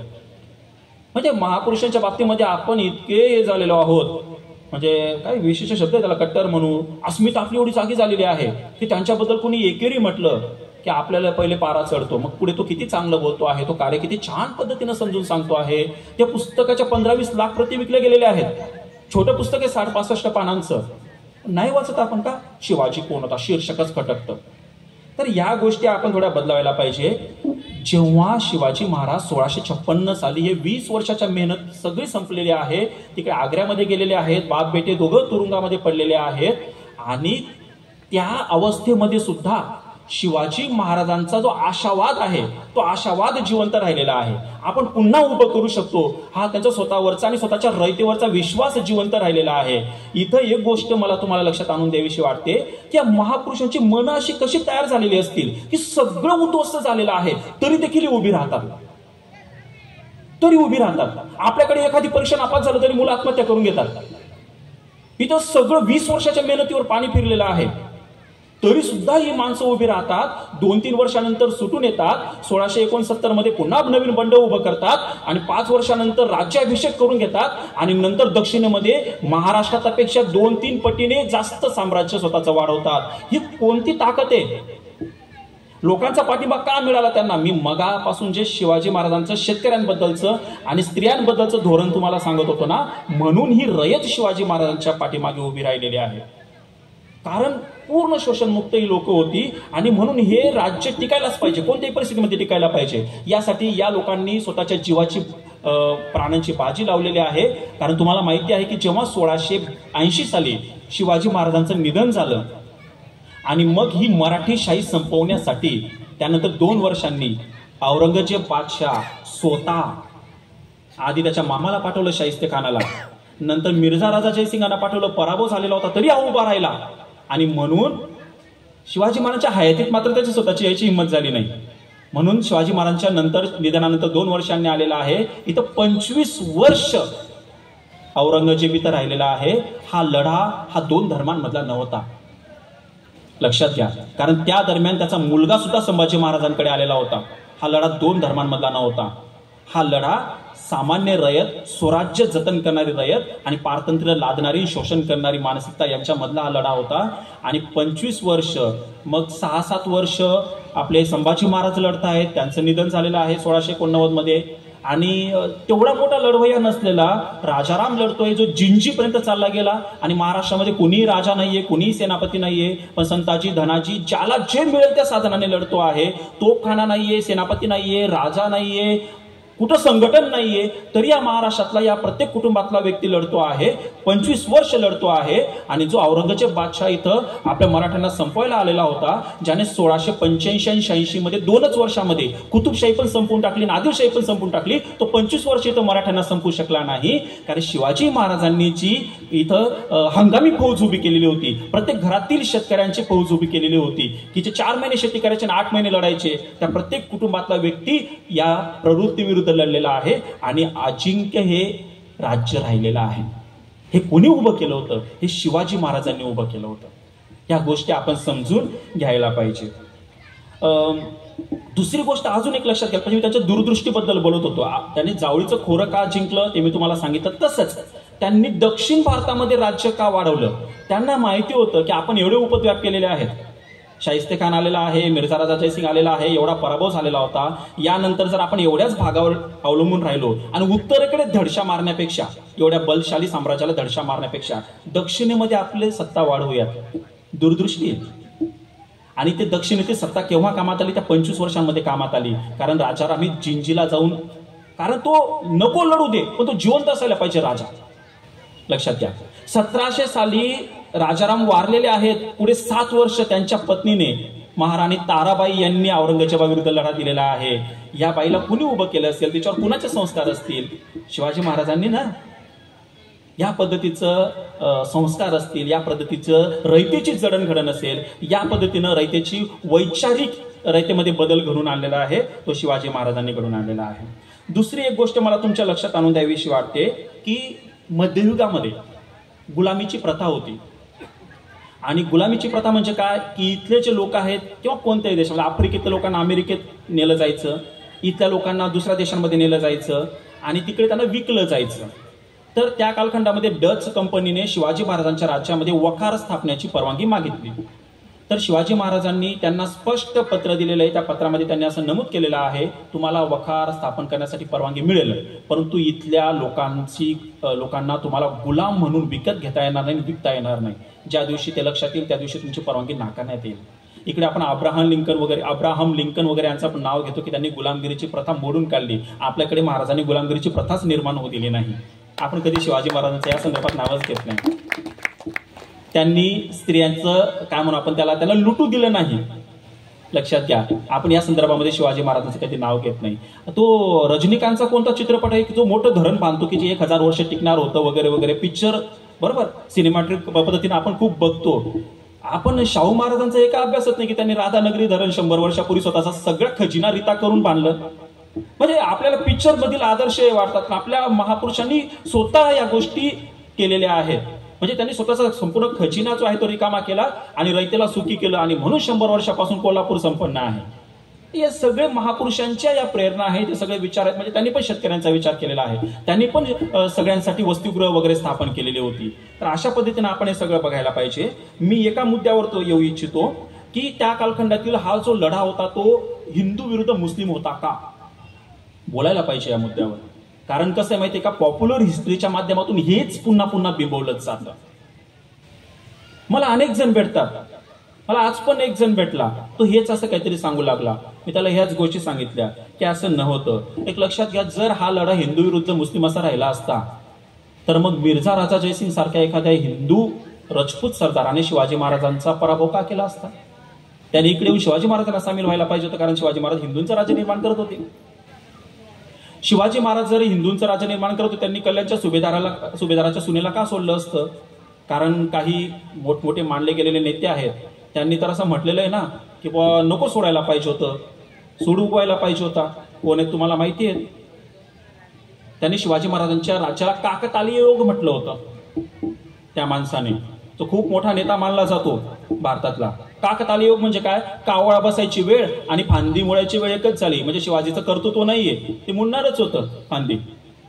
शिवाजी फक्त निमित्त ठरला. म्हणजे शिवाजीला गौण ठरवण्याचं काम करतो आणि तरी त्या व्यक्तीला प्रचंड महत्व दिलं जातं. ज्यांनी 6 सोनेरी पाने लिहिली त्यामध्ये शिवाजी महाराजांचा उल्लेखच नाही, त्या व्यक्तीला आपण खूप मोठा मानतो. तर शिवाजी महाराज जर हिंदूंचं राज्य निर्माण करत होते तर मग हा मिर्झा राजा जयसिंग असेल, शिवाजी महाराजांवर पहिली तलवार चालवणारा जो कृष्णाजी भास्कर होता, ज्याचा अभ्यासक्रमामध्ये आम्हाला नेहमी कृष्णाजी भास्करच शिकवलं गेलं. मी म्हणतो, जर बलिदान देणारा बाजी प्रभू देशपांडे त्यांचं पूर्ण नाव तुम्ही सांगत असणार, मुरारबाजी देशपांडे यांचं पूर्ण नाव तुम्ही सांगत असणार, तर सांगा ना आम्हाला कृष्णाजी भास्कर कुलकर्णी, काय प्रॉब्लेम आहे? आम्हालाही कळू दे सगळ्या. मी सांगतो ना, सगळेच लोक पाठिंबा देत होते, सगळेच लोक विरोध पण करत होते, मग कळू दे ना नाव. शिवाजी महाराजांवर पहिली तलवार चालवणारा संबंधित व्यक्ती होता. शिवाजी महाराजांचा पराभव व्हावा म्हणून यज्ञ करणारे लोक होती. मग शिवाजी महाराज तर हिंदूंचं राज्य निर्माण करत होते ना. गो ब्राह्मण प्रतिपालक, मग शिवाजी महाराजांनी त्या कृष्णाजी भास्कर कुलकर्णीचा शिरच्छेद का केला? हा रंगो कुलकर्णी काय होता, तो का बरं घाबरून पळून गेला? त्याला माहित होतं असं काय गो ब्राह्मण प्रतिपालक नसतं, हे रयतेचं राज्य होतं. महात्मा फुलेंनी त्यांना कुळवाडी भूषण म्हटलेलं आहे. कुळवाडी म्हणजे कुणबी म्हणजे शेतकरी, त्यांचा भूषण होता हा. तर ह्या गोष्टी आपण समजून घ्यायला पाहिजे. शिवाजी महाराजांच्या विरुद्ध आयुष्यभर मराठा घराणी होती. त्यांनी चंद्रराव मोरे म्हणजे तो एक हिंदू होता, त्याचा पराभव केला आणि तिथूनच स्वराज्याची स्थापना केली. तोरणा ही छोटी गोष्ट आहे. त्या काळामध्ये एखादा राजाचा मुलगा आहे ना, अशा पद्धतीने एखादा किल्ला जिंकून घ्यायचा, अलग लक्षात. आणि 1949 मध्ये पण कोंढाणा जिंकला, पुन्हा सोडून दिला. त्यामुळे हे बेसावध राहिले. ते मोठं कर्तृत्व नव्हतं शिवाजी महाराजांचं. कोंढाणा जिंकणं आणि काय म्हणून आपण त्याला, तोरणा जिंकलं. आपण बऱ्याचदा म्हणतो की तोरणा जिंकून स्वराज्याचे तोरण बांधले. आपल्या समोर शिवाजी महाराजांचा पूर्ण आयुष्य आहे म्हणून आपण असं म्हणतो. तेव्हा शिवाजी महाराजांना पण माहिती नव्हतं की आपण तोरण बांधतोय का, आणि शत्रूंना पण माहिती नव्हतं आपण तोरण बांधतोय का. आपण बखरी अभ्यासतो आणि त्या बखरीमध्ये शिवाजी महाराजांचा जन्म होतोय, त्यावेळेस वरून पुष्पवृष्टी करतायत देव वगैरे, तर अशी कोणतीही पुष्पवृष्टी झालेली नसते. शिवाजी महाराज 6वे अपत्य होते आणि दुष्काळाच्या काळात जन्माला आलेले होते. तिकडे बाप युद्ध करत होता आणि त्यामुळे त्यांच्या जन्माचं जे आपण ते कविता, ठीक आहे, मी एक वस्तुस्थिती सांगतोय, मी अकॅडमिक हिस्ट्री सांगतोय तुम्हाला. कविता ठीक आहे, कवितांमध्ये आपण अनेक पद्धतीनं वर्णन करतो, पण रिअल परिस्थिती अशी आहे की शिवाजी महाराज तुमच्या माझ्यासारखे सामान्य होते. तुमच्या माझ्यासारखे एक माणूस म्हणून जन्माला आले. नंतर त्यांनी असामान्य कार्य केलं आणि म्हणून ते थोर पुरुष झाले.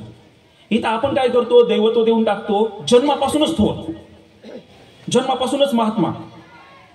मग त्यांच्याकडून शिकण्यासारखं काहीच नसतं ना मग आपल्याला. तर या बारक्या बारक्या गोष्टी आपण लक्षात घ्यायला पाहिजे. त्या काळामधील ज्या लढाया होत्या त्यांचा जर आपण विचार केला, मोगल, आदिलशाह, निजामशाह, कुतुबशाह, हे तर सगळे मुस्लिम शाह्या होत्या. या आयुष्यभर 200, 300, 400 वर्ष एकमेकांविरुद्ध लढत होत्या. का लढत होत्या? एका धर्माचं जर राज्य निर्माण करायचं राहिलं असतं तर एक आपापसामध्ये कायमस्वरूपी लढत राहिले नसते. दुसरी गोष्ट, की औरंगजेबाने मराठेशाही नष्ट करताना कुतुबशाही पण नष्ट केली आणि आदिलशाही पण नष्ट केली का? या भारतावर आधी सुलतानांनी राज्य मिळवलं आणि त्यांचा पराभव करून मग मोगलांनी राज्य मिळवलं का? नंतर मग नादिरशाह आला, नंतर मोहम्मद शाह अब्दाली आला, मुस्लिमांवर राज्य करतायत, हल्ले करतायत का? पानिपतच्या युद्धामध्ये मराठी परकीय राज्यकर्त्यांपासून दिल्लीच्या गादीचं संरक्षण करायला जात आहेत का? 1857च्या लढ्यामध्ये राणी लक्ष्मीबाई असेल, त्या काळातील तो पेशवा असेल, हे काय नाव आहे त्यांचं,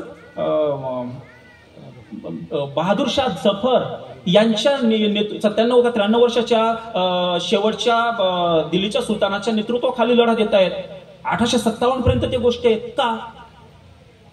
ह्या गोष्टी आपण लक्षात घ्यायला पाहिजे. का तो मदारी मेहतर आणि हिरोजी फर्जन स्वतःचा जीव देतात शिवाजी महाराजांसाठी? ते तर मुस्लिम होते ना. या गोष्टी आपण लक्षात घ्यायला पाहिजे. म्हणजे मला असं म्हणायचं की शिवाजी महाराज हे सगळ्यांचे राजे होते.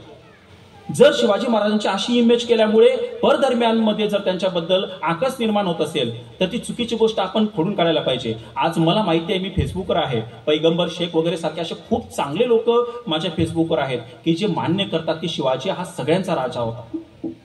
आपण काय केलं माहितीये का? आपल्या धर्मांधतेमुळे, म्हणजे आपण जसे येतात तसे आपण आपल्या महापुरुषांना समजतो. आपण नालायक म्हणून आपल्या महापुरुषांना आपण नालायक समजतो. आपण काय म्हणून आपण त्याला मर्यादित विचार करतो म्हणून आपण आपल्या महापुरुषांना आपण मर्यादित विचार करणारे समजतो. आपण सर्वसमावेशक नाही म्हणून आपण महापुरुषांना आपण सर्वसमावेशक समजतो. जसे आपण तसे आपण त्यांना समजतो. ते तसे नव्हते म्हणून महान आहेत. आपण आपल्या महापुरुषांना मर्यादित नको करायला पाहिजे. त्यांचं खरं कार्य लोकांसमोर आणून ते सगळ्यांचे होते असं आपण लक्षात आणून द्यायला पाहिजे. तेव्हा खऱ्या अर्थाने आपण त्यांचे अनुयायी आहोत, आपण त्यांच्या विचारांचं जागरण करत आहोत, आपण त्यांचं नाव घेण्याला लायक आहोत, हे आपण सिद्ध करू शकू. अशा बारक्या बारक्या गोष्टी आहेत. पानिपतच्या युद्धामध्ये मराठ्यांचा जो काही तोफखान्याचा प्रमुख इब्राहिम खान गारदे होता, जाट तटस्थ राहिले. किती उदाहरणं देऊ? प्रचंड उदाहरणं आहेत माझ्याकडे. 1648-49 मध्येच 700-800 पठाणी सैन्य शिवाजी महाराजांना येऊन मिळालं होतं. अशी किती उदाहरणं आहेत. महाराणा प्रतापचा जो सेनापती होता तो मुस्लिम होता आणि अकबराचा सेनापती मानसिंग हा हिंदू होता आणि एकमेकांमध्ये लढतायत हळदीकाठीच्या लढाईमध्ये. हे धर्माचं हे काय? त्या कालखंडामध्ये स्वामीनिष्ठा महत्वाची असायची. स्वामी आपल्याला पोचतो, तो आपल्याला राज्य देतो, तो आपल्याला मान सन्मान देतो आणि म्हणून ते एकमेकांविरुद्ध लढायचे. तुम्हाला माहिती असेल की निजामशाहीकडून मला वाटतं शहाजी महाराज वगैरे लढायचे आणि आदिलशाहीकडनं त्यांचेच सासरे वगैरे लढायचे, लखोजी जाधव वगैरे. समजून घेणार आहे आणि वस्तुस्थिती एकदा समजली की ती तिथंच ठेवा आणि मग पुढचं शोधा ना त्यांच्याबद्दल तुम्ही.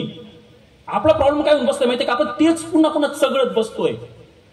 रियालिटी स्वीकारायला पाहिजे. अजून एक रियालिटी मी तुमच्या लक्षात आणून देतो की आपल्याला बऱ्याचदा सांगितलं जातं की कवी रामदास, मी असं कवी रामदास असं म्हणेल, मी संत म्हणणार नाही. त्याला कारण असं आहे की रामदास एक दासबोध वगैरे लिहिणारे किंवा रामायण लिहिणारे एक चांगले कवी होते. ते सर्वांना समान लेखायचे नाही म्हणून मी त्यांना संत म्हणत नाही, कारण संत सर्वांना समान लेखत असतात. ठीक आहे. तर ते शिवाजी महाराजांचे गुरु होते असं म्हणतात. ते धर्माधिकारी म्हणून आहेत, एक आध्यात्मिक गुरु आपल्याकडचे. त्यांनी प्रत्येक घरामध्ये महाराष्ट्रातल्या शिवाजी महाराजांची ती प्रतिमा पोहोचवलेली आहे की रामदास बसलेले आहेत आणि ते बोर्ड दाखवत आहेत आणि शिवाजी महाराज तिकडे बघत आहेत. म्हणजे रामदासांच्या प्रेरणेने शिवाजी महाराज जणू स्वराज्य उभं करत आहेत. का? आमचा महापुरुष स्वयंभू असू शकत नाही? 1672 पर्यंत म्हणजे शिवाजी महाराजांच्या वयाच्या 42व्या वर्षापर्यंत रामदासांचा आणि शिवाजी महाराजांचा संपर्क आलेला, त्यांची भेट झाल्याचा कोणताही पुरावा नाहीये. का स्वीकारत नाही आपण? 2018 मध्ये औरंगाबाद खंडपीठाने अनेक इतिहासकारांच्या साक्षीने हा निकाल दिलेला आहे की ते गुरु नव्हते. का स्वीकारत नाही आपण? का पुन्हा शिवाजी महाराजांचा अपमान केला जातो आणि या पद्धतीनं शिवाजी महाराजांना दुय्यम लेखलं जातं? कोणीतरी एक जण बोर्ड दाखवतो आणि शिवाजी महाराज तिकडे बघतायत, म्हणजे त्यांच्या प्रेरणेने ते स्वराज्य निर्माण करतायत अशा पद्धतीनं. म्हणजे आम्ही प्रेरणाच नाही का आमच्याकडे? वयाच्या 14व्या-15व्या वर्षी शिवाजी महाराजांनी जे पत्र लिहिलेलं आहे तेव्हा त्या पत्रातूनच आपल्याला कळतं की या पोराच्या सगळ्या आयडिया क्लिअर झालेल्या आहेत की आपल्याला काय करायचं. त्यावेळेस कवी रामदास हे भारत भ्रमंतीवर कुठे होते? उत्तर भारतामध्ये होते, त्यावेळेस ते महाराष्ट्रामध्ये नव्हते. मग शिवाजी महाराजांना कशी प्रेरणा देतील ते? स्वीकारा ना, का नाही स्वीकारत? समस्या काय आहे? वर्णवर्चस्वादीपणा इथं काय येऊ देता तुम्ही? म्हणजे आमचा कोणताही महापुरुष तुमच्या प्रेरणेशिवाय, तुमचा हातभार लागल्याशिवाय, तुमचं मार्गदर्शन मिळाल्याशिवाय, तुमच्या आशीर्वादाशिवाय उभा राहू शकत नाही. याच्याने काय होतं तुम्हाला माहितीये का? बारकाईने समजून घ्या. नकळत आपल्यामध्ये सुद्धा एक प्रकारचा न्यून भाव निर्माण होतो की आपल्याला हातभार लागणार आहे कुणाचा तरी. मग ते आध्यात्मिक शक्ती असू शकते, काही पण असू शकतं. आपल्याला असं वाटतं, नकळत आपण दुय्यम स्वतःला समजतो. काही वर्ग जे आहेत ते स्वतःला असं समजतात की आम्हीच जगातले ग्रेट आहोत. मग नकळत आपल्याकडे दुय्यमत्व येतं. या देशामध्ये बराचसा इतिहास हा बहुजनांनी घडवलेला आहे, पण लिहिणारे त्यांच्यामधले नव्हते आणि म्हणून त्याच्यामध्ये भेसळ झालेली आहे. मी बिरसा मुंडांचा एक व्हिडिओ बघितला होता. तर बिरसा मुंडांच्या गळ्यामध्ये जानवळ घातलेला व्हिडिओ फिरत होता. अरे ते फिरवतात, मी बोलू का नको इथं? बिरसा मुंडांचा जानव्याचा काय संबंध बरं का? सांगा तुम्ही मला. आम्ही आगरकरांना मानतो, आम्ही लोकहितवादींना मानतो, आम्ही न्यायमूर्ती रानडेंना मानतो, आम्ही गोपालकृष्ण गोखलेंना मानतो, आम्ही लालबहादूर शास्त्रींना मानतो, आम्ही जवाहरलाल नेहरूला मानतो, आम्ही परंपरेतल्या सगळ्यांना मानतो, आम्ही बसवेश्वरांना पण मानतो. आम्ही जातपात मानत नाही.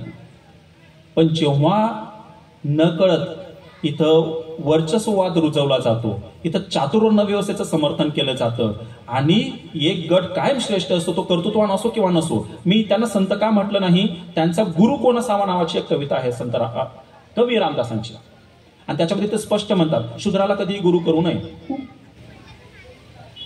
कारण मग त्याला मान द्यावा लागेल. आणि गुरु हा देवाच्या जागेवर असतो. शूद्र कधी देव असू शकतो का?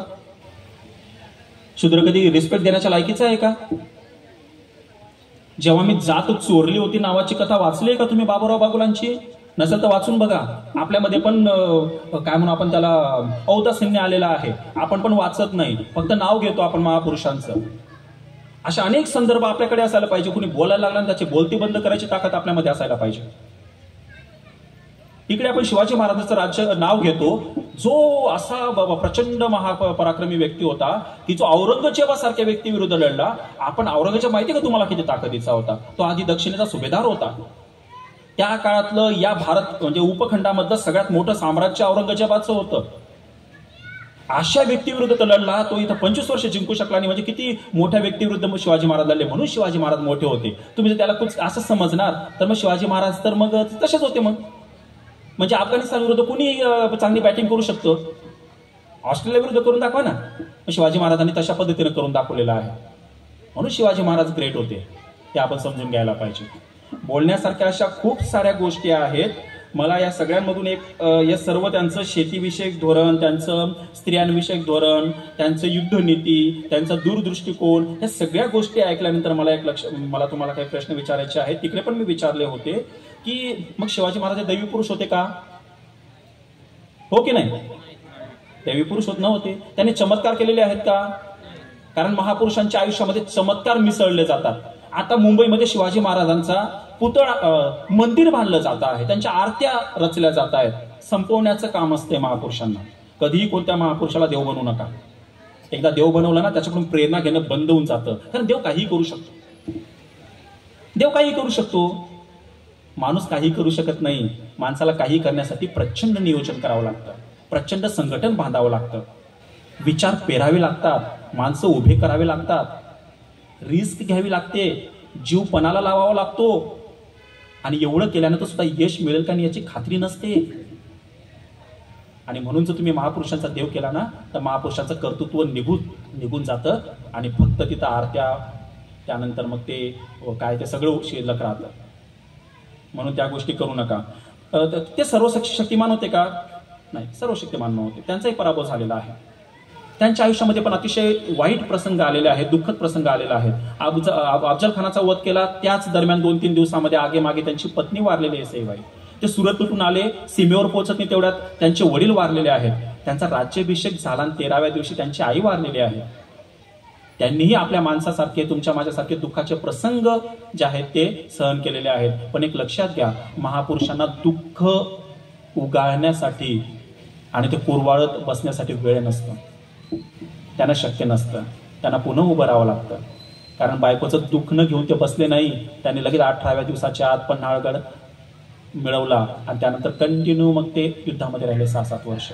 ते ह्या गोष्टी आपण लक्षात घ्यायला पाहिजे. भवानी मातेने त्यांना तलवार दिलेली होती का? पोर्तुगालमध्ये बनलेली तलवार गोव्यामध्ये आली, गोव्यात ती तलवार सावंतवाडीच्या सावंतांकडे आली आणि ती तलवार शिवाजी महाराजांकडे आलेली होती. आलं लक्षात? ते कोणती तरी मालिका यायची, त्याच्यामध्ये तो जिंदाबा काय असायचा तो समुद्र सफरी करायचा. तो अशी तलवार केली का त्याच्यातून काहीतरी जायचं, समोरचे मग मरायचे. असं होतं का शिवाजी महाराजांकडे ताकद? असं नव्हतं रे. मी मगाशी सांगितलं ते सगळ्या गोष्टी कराव्या लागलेल्या आहेत. शिवाजी महाराजांना त्या सल्ला द्यायच्या का भवानी माता वगैरे? नाही. एक लक्षात घ्या, शिवाजी महाराज याचा अर्थ असा नाही की शिवाजी महाराज पूर्ण निधर्मी होते, शिवाजी महाराजांची कशावर श्रद्धा नव्हती, असा अर्थ नाहीये. ते मध्ययुग होतं. शिवाजी महाराज हे सर्व संतांचा, याकूत बाबा ते त्यांचं श्रद्धास्थान होतं. ते सर्व संतांचा आदर करायचे, सन्मान करायचे, कारण ती पद्धतच आहे आपल्याकडे शेकडो वर्षांपासून. धर्मनिरपेक्ष होतं का? ते आताचं मूल्य आहे. आताचं मूल्य तेव्हाच्या काळावर लादू नका तुम्ही. मी असं म्हणेल, सर्व धर्म समभाव मानणारं होतं, कारण सगळ्यांना समान संधी देणारं, सगळ्यांचा समान आपण काय म्हणू त्याला मान सन्मान जपणारं त्यांचं राज्य होतं. भवानी माता काही त्यांना संकटातून वाचवायची नाही. अशा सगळ्या गोष्टी आहेत. आणि जर तुम्ही या प्रश्नाची होकारार्थी उत्तरं देत असणार ना, तर मी तुम्हाला असं लक्षात आणून देईल एक छोटासा अभ्यासक म्हणून, की तुम्ही चुकीच्या गोष्टींवर विश्वास ठेवत आहात. तुम्ही जरा अभ्यास करा, तुम्ही तुमची मतं जरा अभ्यास करून बदलावा. मी सांगतोय म्हणून बदलू नका. तुम्ही स्वतः वाचा, मग तुमच्या लक्षात येईल. तुम्ही वस्तुनिष्ठपणे वैज्ञानिक दृष्टिकोन समोर ठेवून अभ्यास करा, मग तुम्हाला लक्षात येईल की आपल्याला सांगणारा व्यक्ती बालिश आहे की धूर्त आहे की स्वार्थी आहे की अजून काय आहे. कारण कुजबुज तंत्रातून, व्हॉट्सअपच्या माध्यमातून, फेसबुकच्या माध्यमातून आपल्यापर्यंत या गोष्टी पोहोचतायत आणि हे खूप बंबाडिंग होत आहे आपल्यावर. म्हणजे मी जे बोलतोय ना, याच्यापेक्षा 1000 पटीने जास्त तुमच्या कानावर येत आहे, तुमच्या डोळ्यासमोर येत आहे. सकाळी उठल्यापासून तर रात्री झोपेपर्यंत तुमच्या वर ते बंबाडिंग केलं जात आहे. आणि म्हणून सावध राहणं या ठिकाणी खूप गरजेचं आहे. स्वतःची बुद्धी आपण वापरायला पाहिजे, स्वतः आपण अभ्यास करायला पाहिजे. शिवाजी महाराज ऐतिहासिक पुरुष होते, पौराणिक पुरुष नव्हते. ऐतिहासिक म्हणजे काय? त्यांचा जन्म माहिती आहे, त्यांचा मृत्यू माहिती आहे, त्यांच्या आयुष्यातील घडामोडी माहिती आहेत. पौराणिक पुरुषाचं वेगळं असतं. पौराणिक पुरुष नेमका कोणत्या शतकामध्ये जन्माला आला हे कोणालाही माहिती नसतं. त्यामुळे त्यांचे काय म्हणा आपण त्याला मंदिरं बांधून त्यांच्या आरत्या करून काही उपयोगाचं नाही. ते प्रसन्न होणार नाहीत आपल्याला. त्यांच्याकडून शिकण्यासारख्या भरपूर गोष्टी आहेत. शिवाजी महाराज जर आज हयात असते तर काय केलं असतं? मला असं वाटतं, शिवाजी महाराज जर आज हयात असते तर त्यांनी सर्व शिक्षण आधी मोफत केलं असतं. कारण आज सगळ्यात मोठी समस्या ही शेतकऱ्यांच्या मुलांच्या शिक्षणाची झालेली आहे. आज प्राथमिक शाळा बंद पडतायत. शेतकरी, तुम्हाला माहिती असावं किंवा नसावं, 1995 नंतर तर आतापर्यंत सरकारी आकडेवारीनुसार 5 ते 5.5 लाख शेतकऱ्यांनी आत्महत्या केलेल्या आहेत आणि कित्येक आत्महत्यांच्या उंबरठ्यावर आहेत. जागतिकीकरण आपण स्वीकारलं आणि शेतकरी देशधडीला लागलेला आहे. मग एक राज्यकर्ता म्हणून शिवाजी महाराजांनी हे उघड्या डोळ्यांनी कधी बघितलं नसतं, कारण त्यांच्या काळात त्यांनी त्याच्यातल्यापेक्षा जास्त कठीण समस्या सोडवलेल्या आहेत आणि शेतकऱ्यांना शोषणमुक्त केलेलं आहे. त्यांनी हे केलं असतं. दुसरी गोष्ट, त्यांनी संशोधनाला प्राधान्य दिलं असतं, कारण ते त्यांच्या काळाच्या खूप पुढे बघणारे होते. त्यांनी आताच्या काळाच्या पण खूप पुढे बघितलं असतं. लक्षात घ्या, प्रत्येक महापुरुष हा दूरदृष्टीचा असतो. द्रष्टा म्हणतात त्याला, द्रष्टा असतो. तो फक्त त्याच्या काळापुरतं बघेल ना तर तो महापुरुष होणारच नाही. तो पुढच्या 50 वर्षाचं, पुढच्या 150 वर्षाचं तो बघत असतो. आणि म्हणून आज जर त्या हयात राहिले असते ना तर त्यांनी ते केलं असतं. आरमार का स्थापन केलं त्यांनी? त्याच्या दूरदृष्टीचा हा पण एक उदाहरण आहे. त्यांना माहिती होतं की डच असतील, फ्रेंच असतील, पोर्तुगीज असतील, इंग्रज असतील, हे समुद्रमार्गे येत आहेत. याच्या आधी उत्तरेकडनं संकट यायची, आता ही संकट समुद्रमार्गे येणार आहेत. त्यांना माहिती होतं आणि म्हणून त्यांनी आरमार स्थापन केलं होतं. पण तुम्हाला माहिती असावं की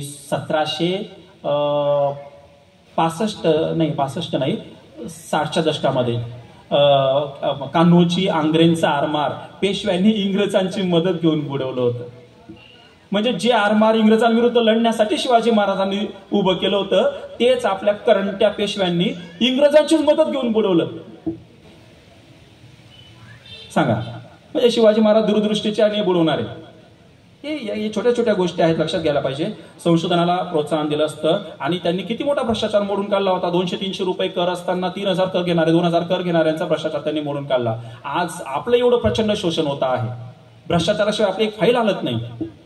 सहन नसतं केलं त्यांनी, ही गोष्ट लक्षात घ्या. आणि एक लक्षात घ्या, ते मध्ययुगात ते राजे होते, आता आधुनिक युग आहे, त्यांनी संविधान रुजवलं असतं.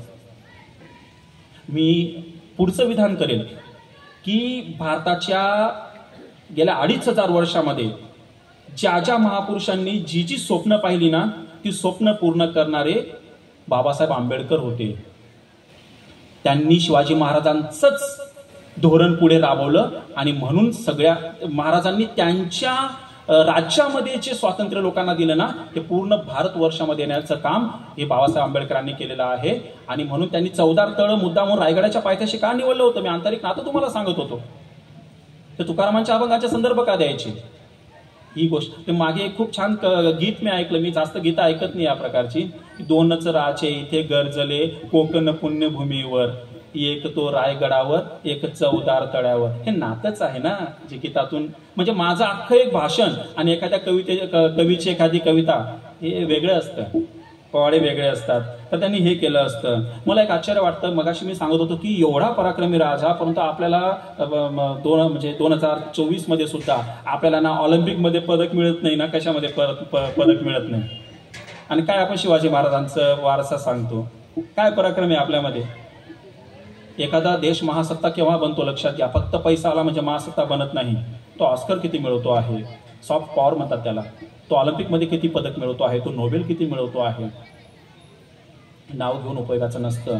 छत्रपती शिवाजी महाराज की जय, भारत माता की जय. जय घालून काही जय होत नसतो. मी अतिशय वस्तुनिष्ठपणे आणि जे मला संधी मिळाल्यानंतर एकदम परखड बोलणारा माणूस आहे. जोपर्यंत आपण स्वतःला असं काय म्हणून आपण त्याला पूर्णपणे हे करत नाही ना, आपल्यावरचे पुट बाजूला करत नाही आणि आपल्याला खऱ्या स्वरूपामध्ये ओळखत नाही ना, तोपर्यंत माणसाच्या आयुष्यामध्ये स्वतःच्या वैयक्तिक जीवनामध्ये क्रांती होते. दुसऱ्याच्या जीवनात क्रांती करणं त्या अर्थ नसतो. स्वतःच्या आपण लहानाचे मोठे होत असताना आपल्यावर जे नकळत आपल्या समाजातून कुटुंबातून जे संस्कार होत असतात ना, ते वस्तुनिष्ठ असतीलच असं नाही. ते बाहेर काढणं खूप मोठी प्रोसेस असते. ते स्वतःशी झगडण्याची ती प्रक्रिया असते. हे महापुरुषांचे जे विचार आहेत ना, ते आपल्याला ते बळ देत असतात. माझ्या वयाच्या 24-25व्या वर्षापर्यंत मला यांची माझी भेट झाली नाही, पण जेव्हा माझी आणि यांची भेट झाली ना, तेव्हा माझं आयुष्य बदललेलं आहे. ही भेट लहान मुलांशी खूप लवकर आपण घालून द्यायला पाहिजे या महापुरुषांची. कदाचित ही जर मला, कारण बाबासाहेब असं नेहमी म्हणायचे की आम्ही सत्ताधारी जमात बनणार. मी प्राध्यापक झालो, मी प्राध्यापक शिकवेल, अभ्यासक्रम तयार करू शकणार नाही, न्यू एज्युकेशन पॉलिसी मी नाही तयार करू शकत. जे वरून येईल ना ते मला इथं शिकवावं लागेल. जर मला लवकर भेटले असते ना हे, तर मग मी त्या लेवलचा विचार केला असता. लक्षात घ्या. छोट्या मला जर शिवाजी महाराजांचं हे शेतकऱ्यांच्या संदर्भातलं धोरण वगैरे आधी माहिती झालं असतं ना, मी प्रशासनाकडे वळलो असतो कदाचित. आपल्याला फक्त मारामारी, अरे ज्या काळात तलवारच चालत त्या काळात तलवार घ्यायला लावतात तुम्हाला लोक. तो भिडे, हे तलवारीचं युग आहे, हे तलवारीचं युग नाहीये. 1000 सैन्याला, मी म्हणतो ना तुम्हाला, तलवारी घेतलेल्या सैन्याला एक व्यक्ती मशीन गनने नष्ट करू शकतो आणि तो तलवारी घ्यायला लावतो आपल्याला. मी मगाशी म्हटलं ना, पेन, पेन्सिल, कम्प्युटर, या सगळ्या गोष्टींचं हे युग आहे, संशोधनाचं हे युग आहे आणि आपल्याला हे घ्यायला लावतात. काही ठिकाणी दुर्गावहिनी नावाच्या संघटना आहेत, स्त्रियांना तलवार देतात. ते तलवारीचं युगच नाहीये. हे युग कसलं आहे? हे संशोधनाचं युग आहे, शिक्षणाचं युग आहे, हे वेगळंच युग आहे.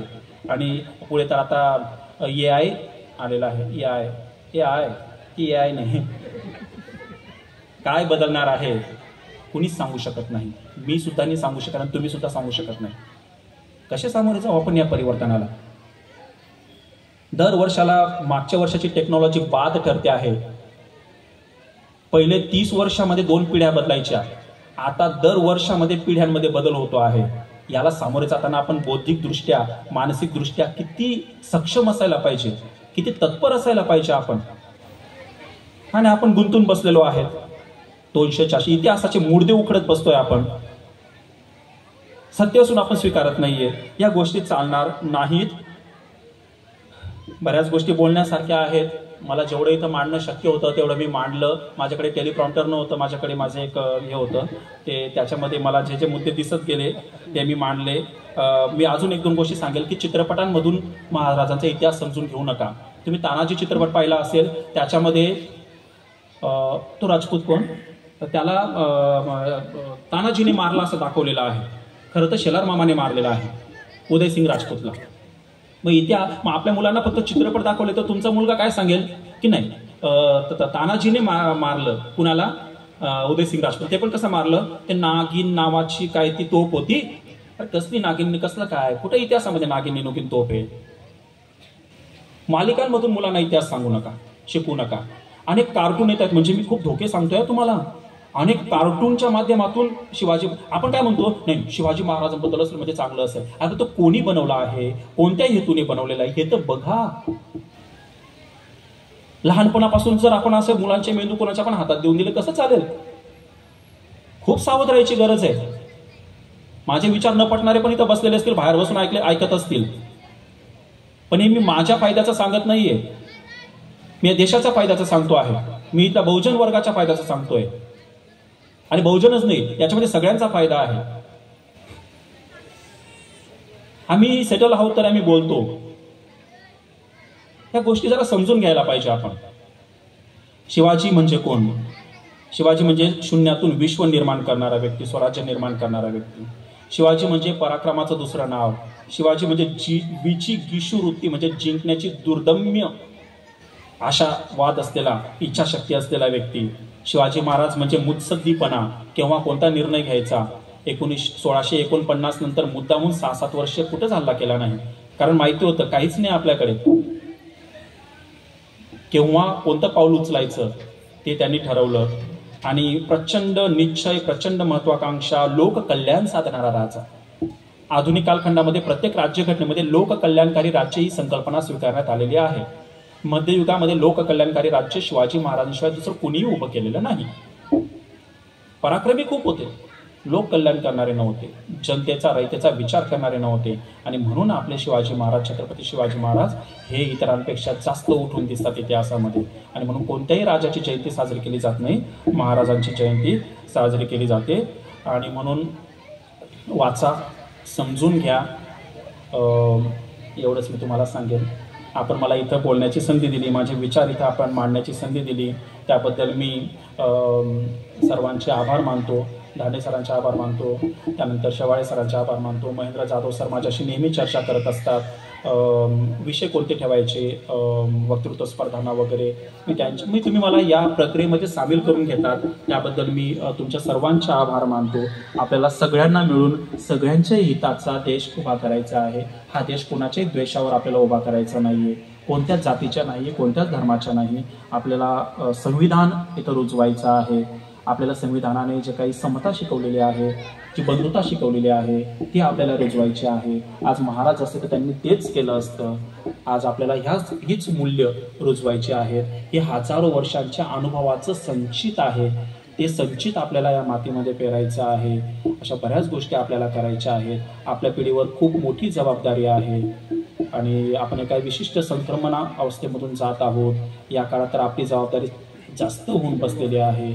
माणसं जोडावी लागणार आहेत, त्या माणसांमध्ये विचार पेरावे लागणार, बऱ्याच गोष्टी कराव्या लागणार आहेत. जरा शांततेने काही गोष्टी घ्याव्या लागतील, थोडं परखडपणे पण बोलावं लागेल. एखादं ऑपरेशन करायचं असतं तर दयामाया पण करावी लागत नाही, पण नंतर मलम पण लावा लागतो. बऱ्याच गोष्टी आहेत, पण सगळ्यांच्या हिताचं जे काही करायचं ते आपल्याला करायचं आहे. मी थांबतो, बोलायला मर्यादा नसते. धन्यवाद.